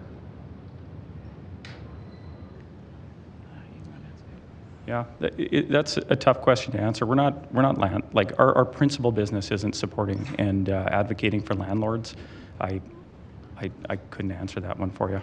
The reason why I have to ask is because you're advocating to not even have a discussion on rent control, and so I would assume that you would have looked into it if you're going to make the argument to not have a discussion on rent control. You got to see the challenge as to why people are asking for it if you're going to argue against a proposed solution. And that's a fair question. I think we're questioning how that affects supply and just that whole conversation. Mm-hmm. If it's resolved that is the best way to effectively manage affordability, we want to see a city that's strong and has all aspects and everyone has equal rights.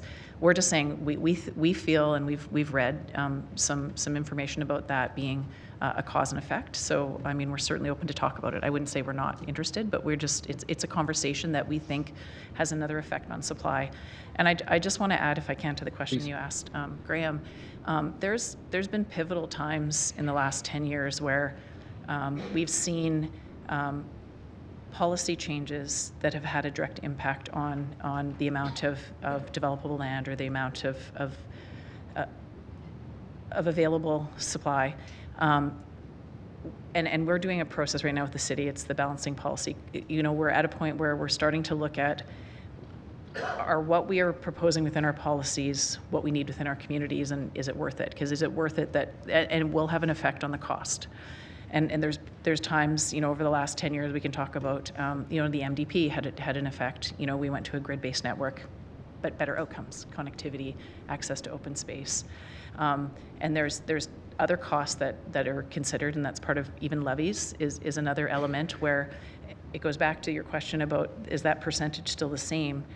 We've heard that the percentage has reduced and costs have increased, and we want to make sure that we are wanting more investment. We can't hit a point where there is no more, like there's limited investment coming into our region, and so there's a balance there. But I think it's a full conversation, and I think we want to be part of it. We know the task force was, it had its initiatives, and we just, and some of the amendments that we're asking for is we want to try to be valuable to the conversation to see if there's unintended consequences that in the end we can't, maybe the housing prices don't change on you know, in some of the stuff we're providing, but we'd like to see it change.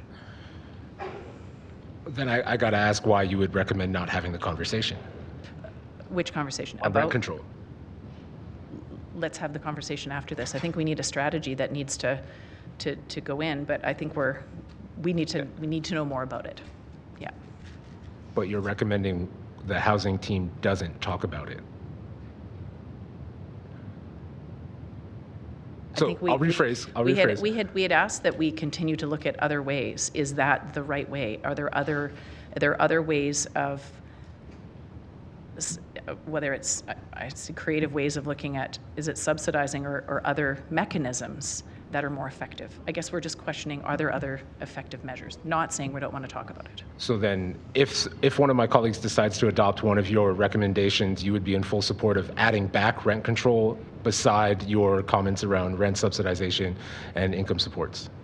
I think we'd want to have the discussion on all of it, and we'd be open to having the discussion on all of it. Okay, if someone brings that forward and it's successful in any way, I'll ensure that rent control is added back into the conversation, because again, the direction is not to do rent control. We don't have that power. We just want to talk about it. I'll follow up last couple questions. I still have a minute and a half. What is your relationship with Build Alberta?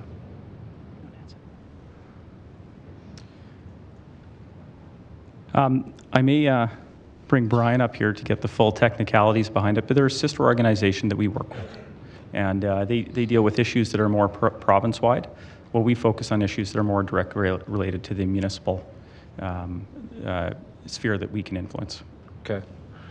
Brian, did you want to add anything just in case before? Sure, thank you, Councillor Walcott. BUILD is part of a three-tiered organization: BUILD Calgary Region, BUILD Alberta, and the Canadian Home Builders Association. So if you're a member of BUILD Calgary, you're a member of BUILD Alberta, and you're a member of the Canadian Home Builders Association. Okay. The reason why I ask is because in Kathy, in your comments, you had talked about being willing to have a conversation about inclusionary zoning, but BUILD Alberta lobbied the provincial government to remove that from our charter. So we can't. So I think the inclusionary zoning question is a great question. And as we made quite clear in our correspondence to you, and as we'll clarify if it needs to be today, we're not opposed to including non-market housing across the spectrum of the city as the strategy recommends. What we do support is affordability, and we think that the burden of inclusionary housing and the cost for that should be shared, is a societal one, and should be shared across all society. So what we advocate is that the strategy and administration and council make clear that the recommendations in respect to that are to share that cost across all of society and not disproportionately burden new development or new homes in that regard. So if it's shared across the whole society, we can live with that, and that's been the conversation we've had so far. But a reasonable read of what's in the strategy doesn't make that clear. So if you're prepared to clarify that for us today, then we're all in. Well, I can't, because BUILD Alberta lobbied the provincial government to remove it from our charter. Well, I'm here to tell you that if you're prepared to clarify that in respect of the strategy, then we're all in on that element of the strategy. Well, here's the clarity is that exactly what you just said is what we are asking to do. Okay, then good. Then I think we're all understood. Okay. The reason why I build that up is because you have BUILD Alberta lobbying against rent control. The ED of BUILD Alberta wrote an op-ed.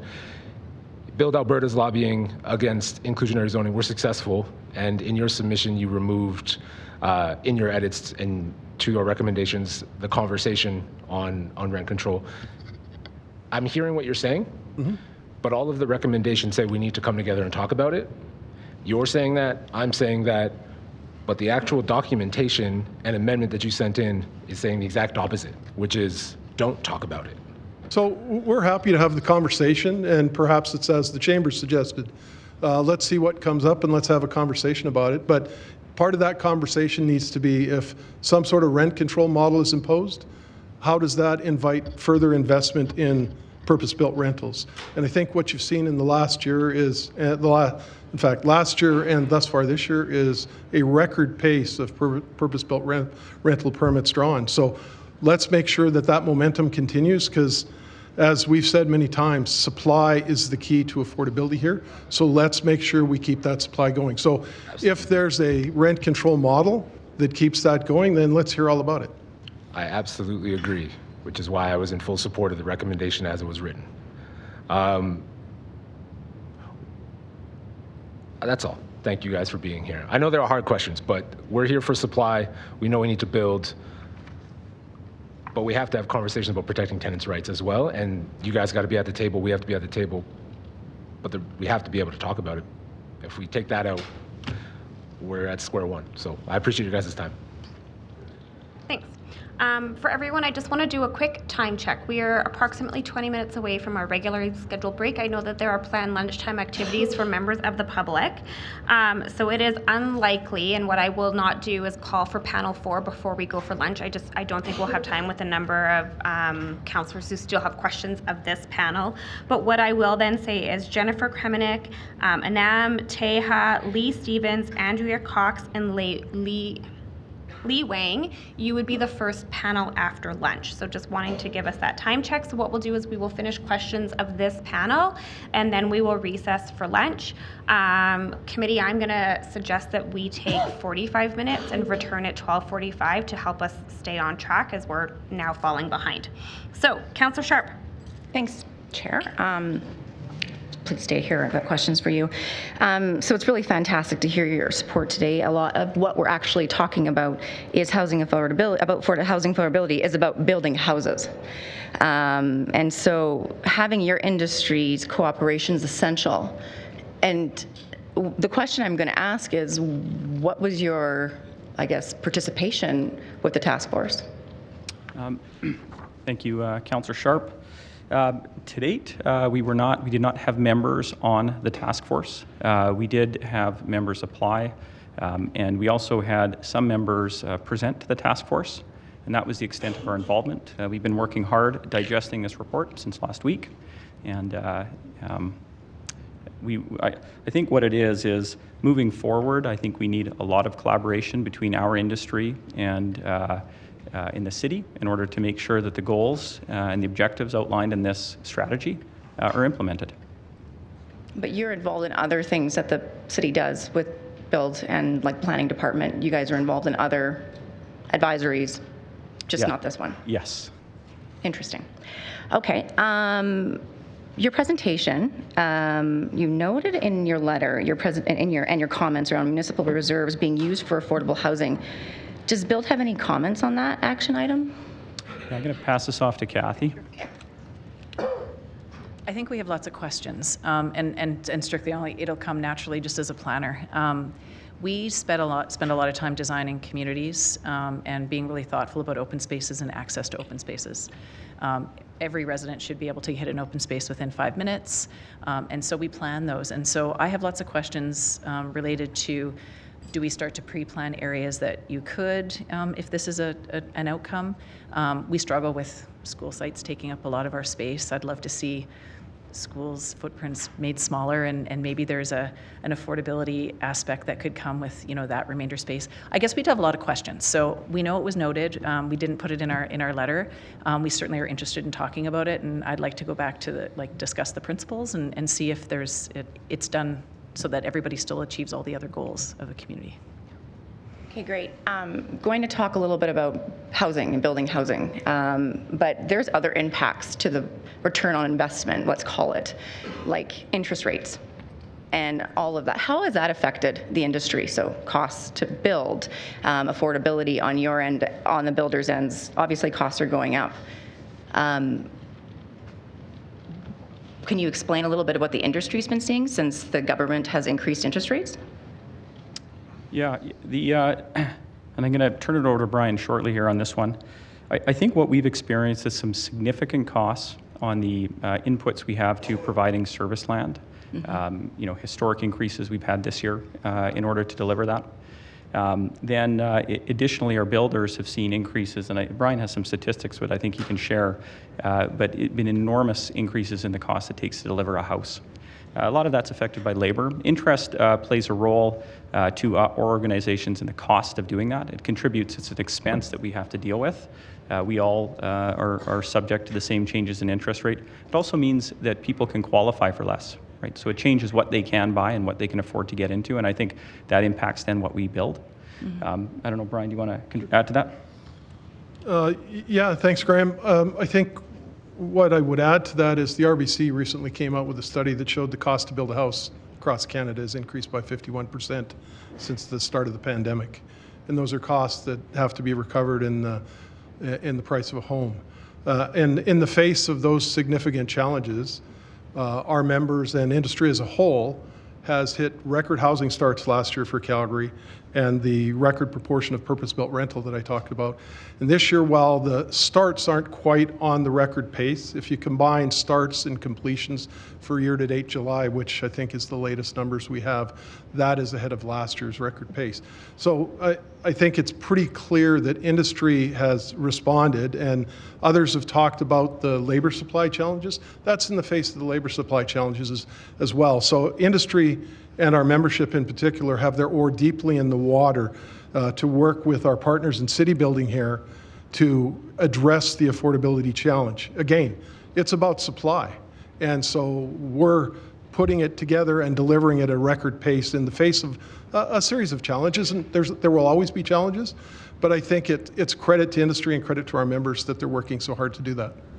Just a clarifying question. Mr. Hunt, when you talk about housing starts, you're talking about single, semis, floorplex, not just single family. It's Correct. Just housing starts across what's the housing continuum. You bet it. It's the full spectrum of housing starts that would be part of that record number. And again, the record percentage, I think Graeme talked to back to 1990. I think that's as far as we had numbers. It is the highest percentage in 2022, and year to date, it's even higher than that. Okay. Great. Well, that's kind of it for my questions for the three of you.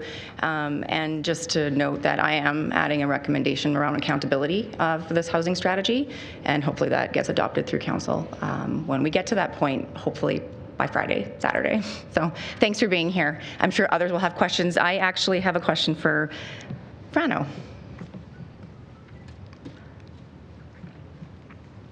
I feel like I need to ask you this question, coming from a child in the construction industry.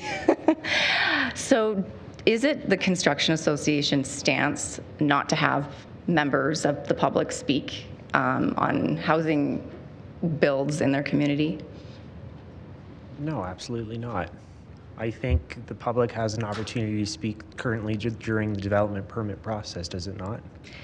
Through circulation and what have you. But I think on the question of land use, ultimately the land use is between the individual property parcel owner and city council looking to designate it. So this whole concept of losing out on rights, I don't understand how you could possibly lose out on rights if your rights are further established by an upzoning.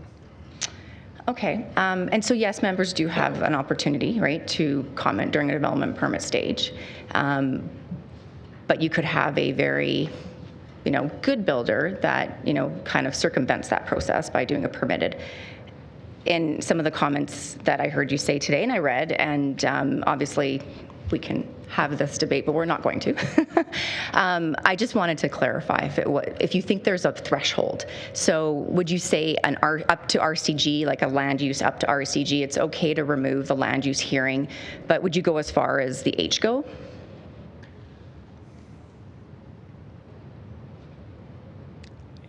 I don't necessarily have an opinion one way or the other, to be honest. Okay. I think ultimately at the end of the day, how you design engage policies are important. I understand that the city has an engage policy that guides its work that was set in 2013. So I do think it's important to come up with how to do those processes. But the question that engagement is suddenly lost and the public doesn't have a right to participate, I disagree. I think their rights are bolstered through the development permit process, and on the concerns of parking and what have you, it's my understanding that the Planning and Development Department has principles that it follows and that it adheres to, and ultimately it's those file managers that are developing the development permits with the builders, taking into account community concerns to ultimately reach that ultimate threshold of where things are built. Okay. So I would defer to your own department. I'll ask them that question as well, but thank you for being here and giving a really good speech and feedback. So thanks. That's it. Councillor. That's it for me, Chair. Councillor Poomans. Thank you, Chair. Perhaps Frano or any member of the group particularly might answer this question for me. I'm interested in market pricing housing and the supply side. Are there any friction points that we should be aware of when we're trying to accelerate by magnitudes more housing to be brought to the market? For example, are we getting sufficient banking support for those that are smaller operators perhaps that don't have the wherewithal themselves to start and bring the number of units to the market that we need? I'm not a banker, so might be worthwhile to invite one here. I would suggest the evidence is always in the numbers, and I'm a big believer in what gets measured gets done, and one of the biggest indicators we have here this year is the record pace of housing starts and completions and the record pace of starts last year. So that does mean that the market is functioning. It still has sticking points, and I would agree with the Calgary Construction Association. Labor is a challenge, and we all need to work towards ensuring that we have a robust labor supply. And we work with the Calgary Construction Association regularly in promoting careers in construction and in the trades. And that's a big focus, I think, from the City of Calgary here, and also a big focus at the provincial level. The main thrust of our presentation, and maybe I'll get Graeme to comment on it, is the cost and timelines to develop land and then to go through the process to get a house built. All of that needs to be sped up, and those are part of the recommendations in the task force. Let's make sure they're applied across the full continuum of housing, and then we can ensure affordability and keep that record pace going as needed to meet demand. Graeme? I actually don't have anything to add. I think a lot of the focus that we're going to bring today is how we can work with the city on the things that we can influence, certainty on uses, approval timelines, standards and specifications, making sure we have sufficient supply. The supply is ahead of the demand. Excuse me, the supply of? Supply of land. Sorry, supply of land. Oh, the supply of, thank you. I guess, with respectfully, the fact that we worked at a record pace is terrific, and thank you in the face of trade problems and shortages. Do we have the capacity to move forward to grow at the rate we think we need to grow at for next year and the year after?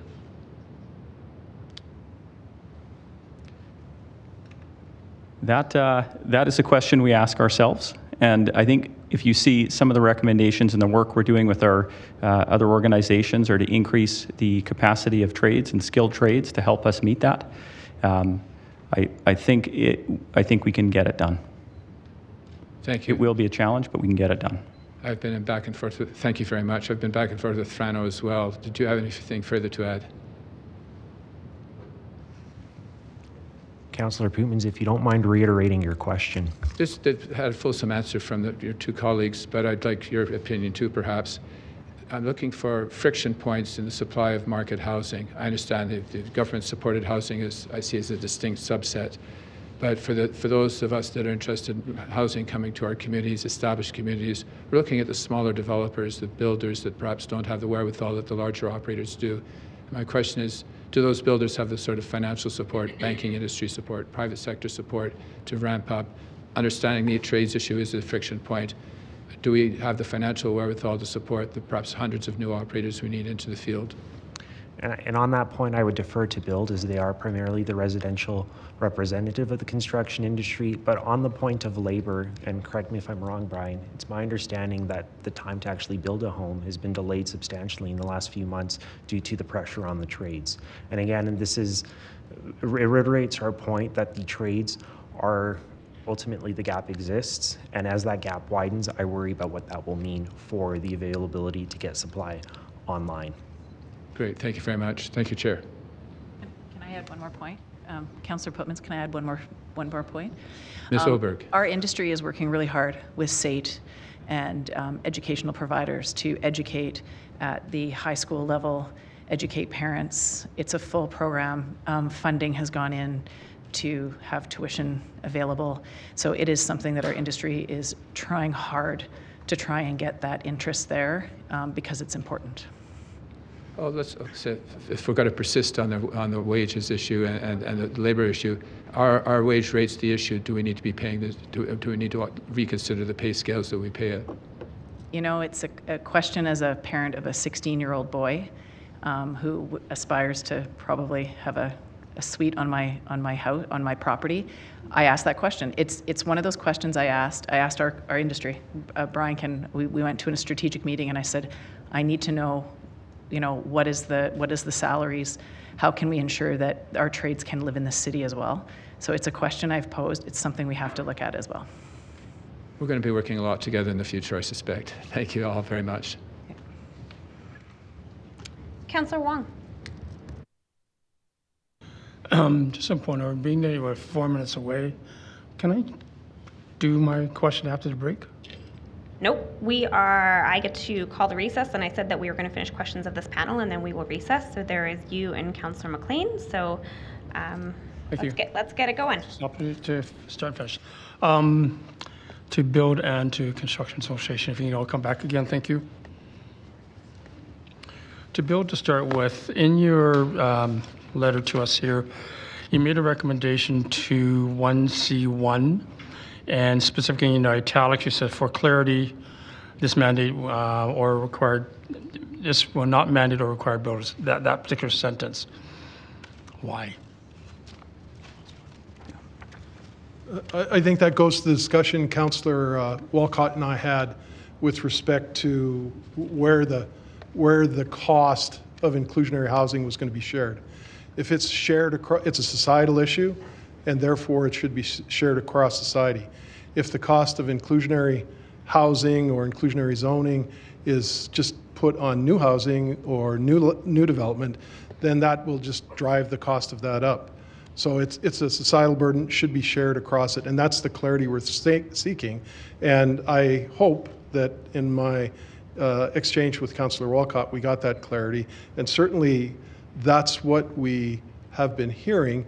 But again, a read of that as it's written could be interpreted differently, and let's just get that clarity. Okay. And if there's other wording that would do it better, we're all open to hear that. Okay. The sentence that follows that speaks to exactly what you just referred to, right? The cost should not be specific to. But this specific sentence, I read it slightly differently. And clarify if my interpretation is right. When you say that, it would not mandate require builders to provide or fund minimum non-market housing. If a developer were to come forward and say, we're going to build 1,000 units in this development, right?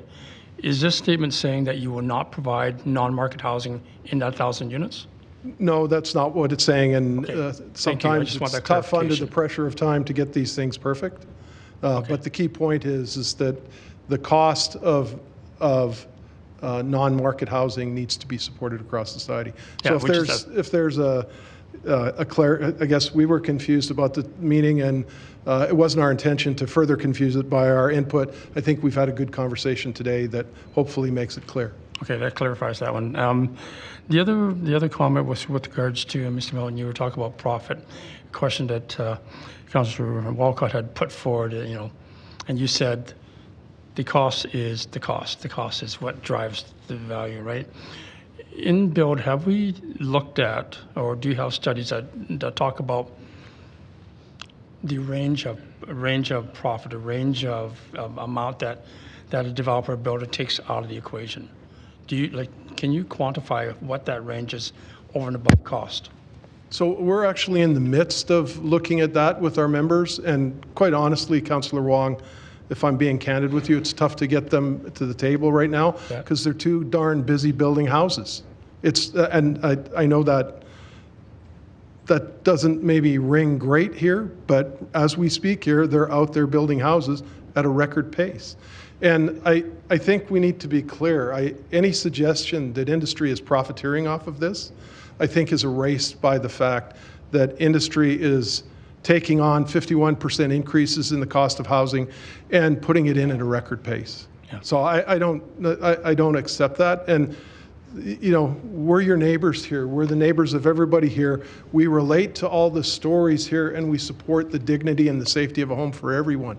So we're here to be your partners in city building and solve this solution. So we're on board here, and we're not taking an inordinate amount. And when our members are finished building houses at that record pace, perhaps we'll get that study done. Okay, thank you. And I'm not suggesting any gouging, not suggesting that at all. More along the lines, if we talk about rent control, and if we were to advocate to the province for rent control to say no more than a certain percent increase over a certain period of time, which is what rent control is all about, the flip would also go on housing construction. Would there be a corollary to say new home construction should not go, should not be any higher than a certain amount? So just putting regulators, I guess, people are suggesting, is there appropriateness for regulators on new home constructions? Purpose-built rental owners and home builders have to cover their costs. And, we're happy to have a conversation about it, but that conversation has to ensure that costs are covered. Otherwise, people will just choose to build in different places or go to different businesses. Okay. And again, I would reiterate, in the face of significant increases in costs, our members are out there building houses and purpose-built rental at record paces. Yeah, okay. We all know that in the total cost of housing, there's a component of land, and in particular in greenfield land, there's the raw land, the servicing land, and that. We were talking about construction, and I presume we're talking about the actual build of the house, but are there mechanisms that are in place to regulate the cost of land? Obviously, land is an input to the overall cost of the property. The factors that would affect now, are you referring to the development costs associated with that, or the lot cost as an input into total home cost? Both. The latter. More the latter. Yeah. I think there's a lot of steps we can take to help reduce the costs to bring on those lots, and I think that would have a positive impact on increasing the supply. Okay. The lot cost would be subject to the same market forces that a house would be. So I don't think that those you could look at those independently. Okay. We as an industry look at house and lot together. Okay. That leads to a segue to the real estate market.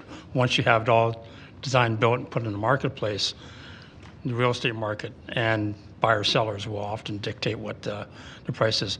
And this may be not a question for yourself, maybe for a future speaker from the real estate board or realtor.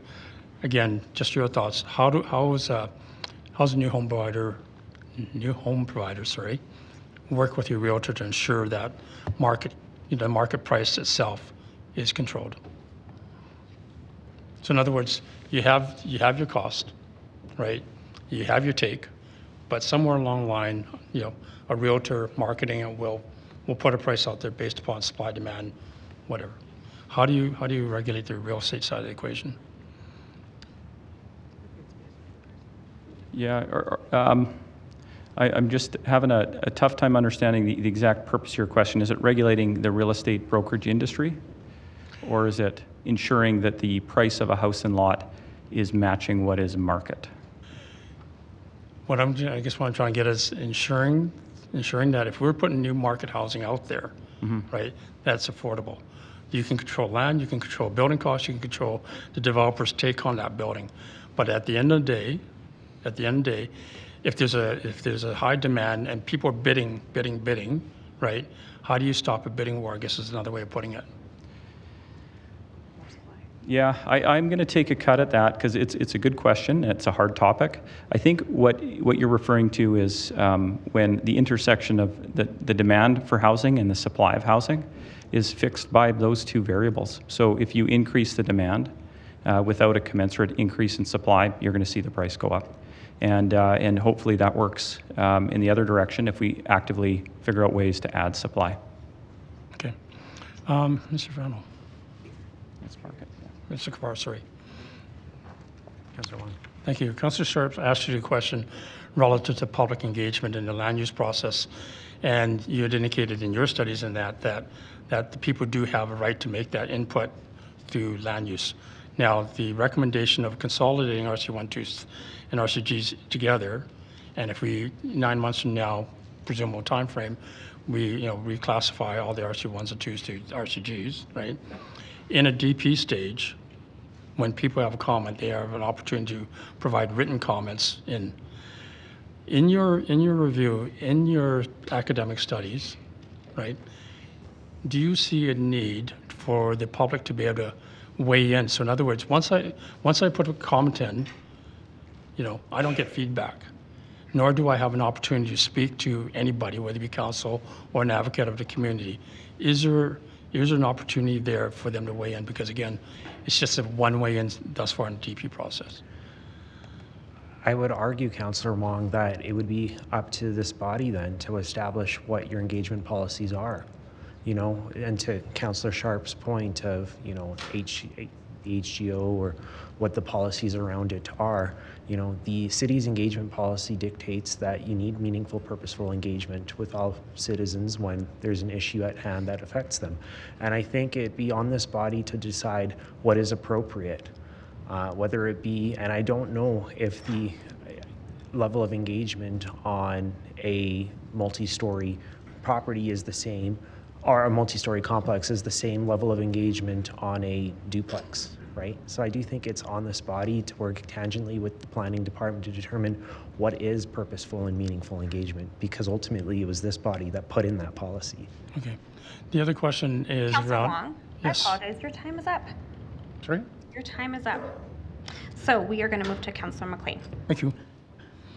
Thank you, Chair. And, excuse me, my question is for Bill, either Ms. Oberg or Mr. Hahn. I must say that was an impassioned presentation you did there, Kathy. I think we're all the same. We want to see more homes, more affordability. I appreciate your input and your recommendations. But my question then is, because that is important, can you tell me what the consultation process was between the Affordable Housing Task Force and the members of industry and build? Thank you, Councillor McLean. The Housing Task Force, we had 2 members apply, and it's not to say there wasn't people involved who understood the development industry on the task force, but we had 2 build members apply. They were not on the task force. We did have members invite to, from my understanding, to present to the task force, and then also the task force did review some of the findings with those groups. But the report, the final report version, we got it at the same time as an industry as the public. Okay, well, that's regrettable. I think your input in advance would be important, because you've got some good recommendations, like the modification of outcome 1 to address the reduction of cost and the time it takes to build a home. I think Mr. Hahn, you said it's up 51%. Would it be fair to say in this report you would have liked to have seen some more recommendations, some concrete metrics on what fees and costs could be reduced, or things that could speed up the process of building? Yeah, if you don't mind, I'll start that, and I can tell Brian would like to comment on that one, and possibly Kathy. But I do think, you know, if we were on the committee, we would have provided input. I don't know what the outcome of the report would have looked like, but our input would have been consistent with what's in front of you today. Okay, I just think I would like to have myself personally seen some more, again, some metrics to say here's the cost and fees, things that we can actually do, that we can visualize and read, that would reduce the costs that go into building a home. Outcome 1, improve the housing for affordability by increasing supply to meet demand, lowering housing costs, reducing processes and approval times. Makes sense to me. Again, would it be fair to say we would have liked, I don't see very much in this report talking about new communities or greenfield development where we can build more homes with density built right in there. I mean, what's your opinion on that? The fact that I don't see very much in here, what would you, right now? Are you wondering why we... I'm going to interject. Councillor McLean, this discussion just came before Infrastructure and Planning Committee on Wednesday, like this very conversation. And so I respect that it is maybe not part of this strategy, but it doesn't mean that it's not part of the other corporate work that the city is doing. So I'm just going to put that out there. There's been a lot of questions that have actually alluded to the very 2 reports that came before Infrastructure Planning Committee on Wednesday that address these very issues. Yeah, the public wasn't at probably most of those infrastructure planning hearings. I'm just interested to see your thoughts on, again, growth in new communities. Well, growth in new communities is as important as growth within our existing area. We have an MDP that strives to increase density within our existing established communities and the new areas. And I think we're wanting to do it together. So we see this strategy as a way to try and bridge that. But we also have members that build within the established areas and inner city and on the outskirts as well. So I think we didn't directly talk about that. A lot of the supply will come in those areas. We're building them at densities that are much higher than previous communities. And that's thanks to the work that council did back in 2010 and instituting complete communities and minimum densities. And so we feel we're builders across the whole city. So we didn't, if there is a thing that there's enough competition and enough opportunity, you will get the prices will reduce and you'll have better affordability across the city. And we've talked about that with some of the business case applications that have come before.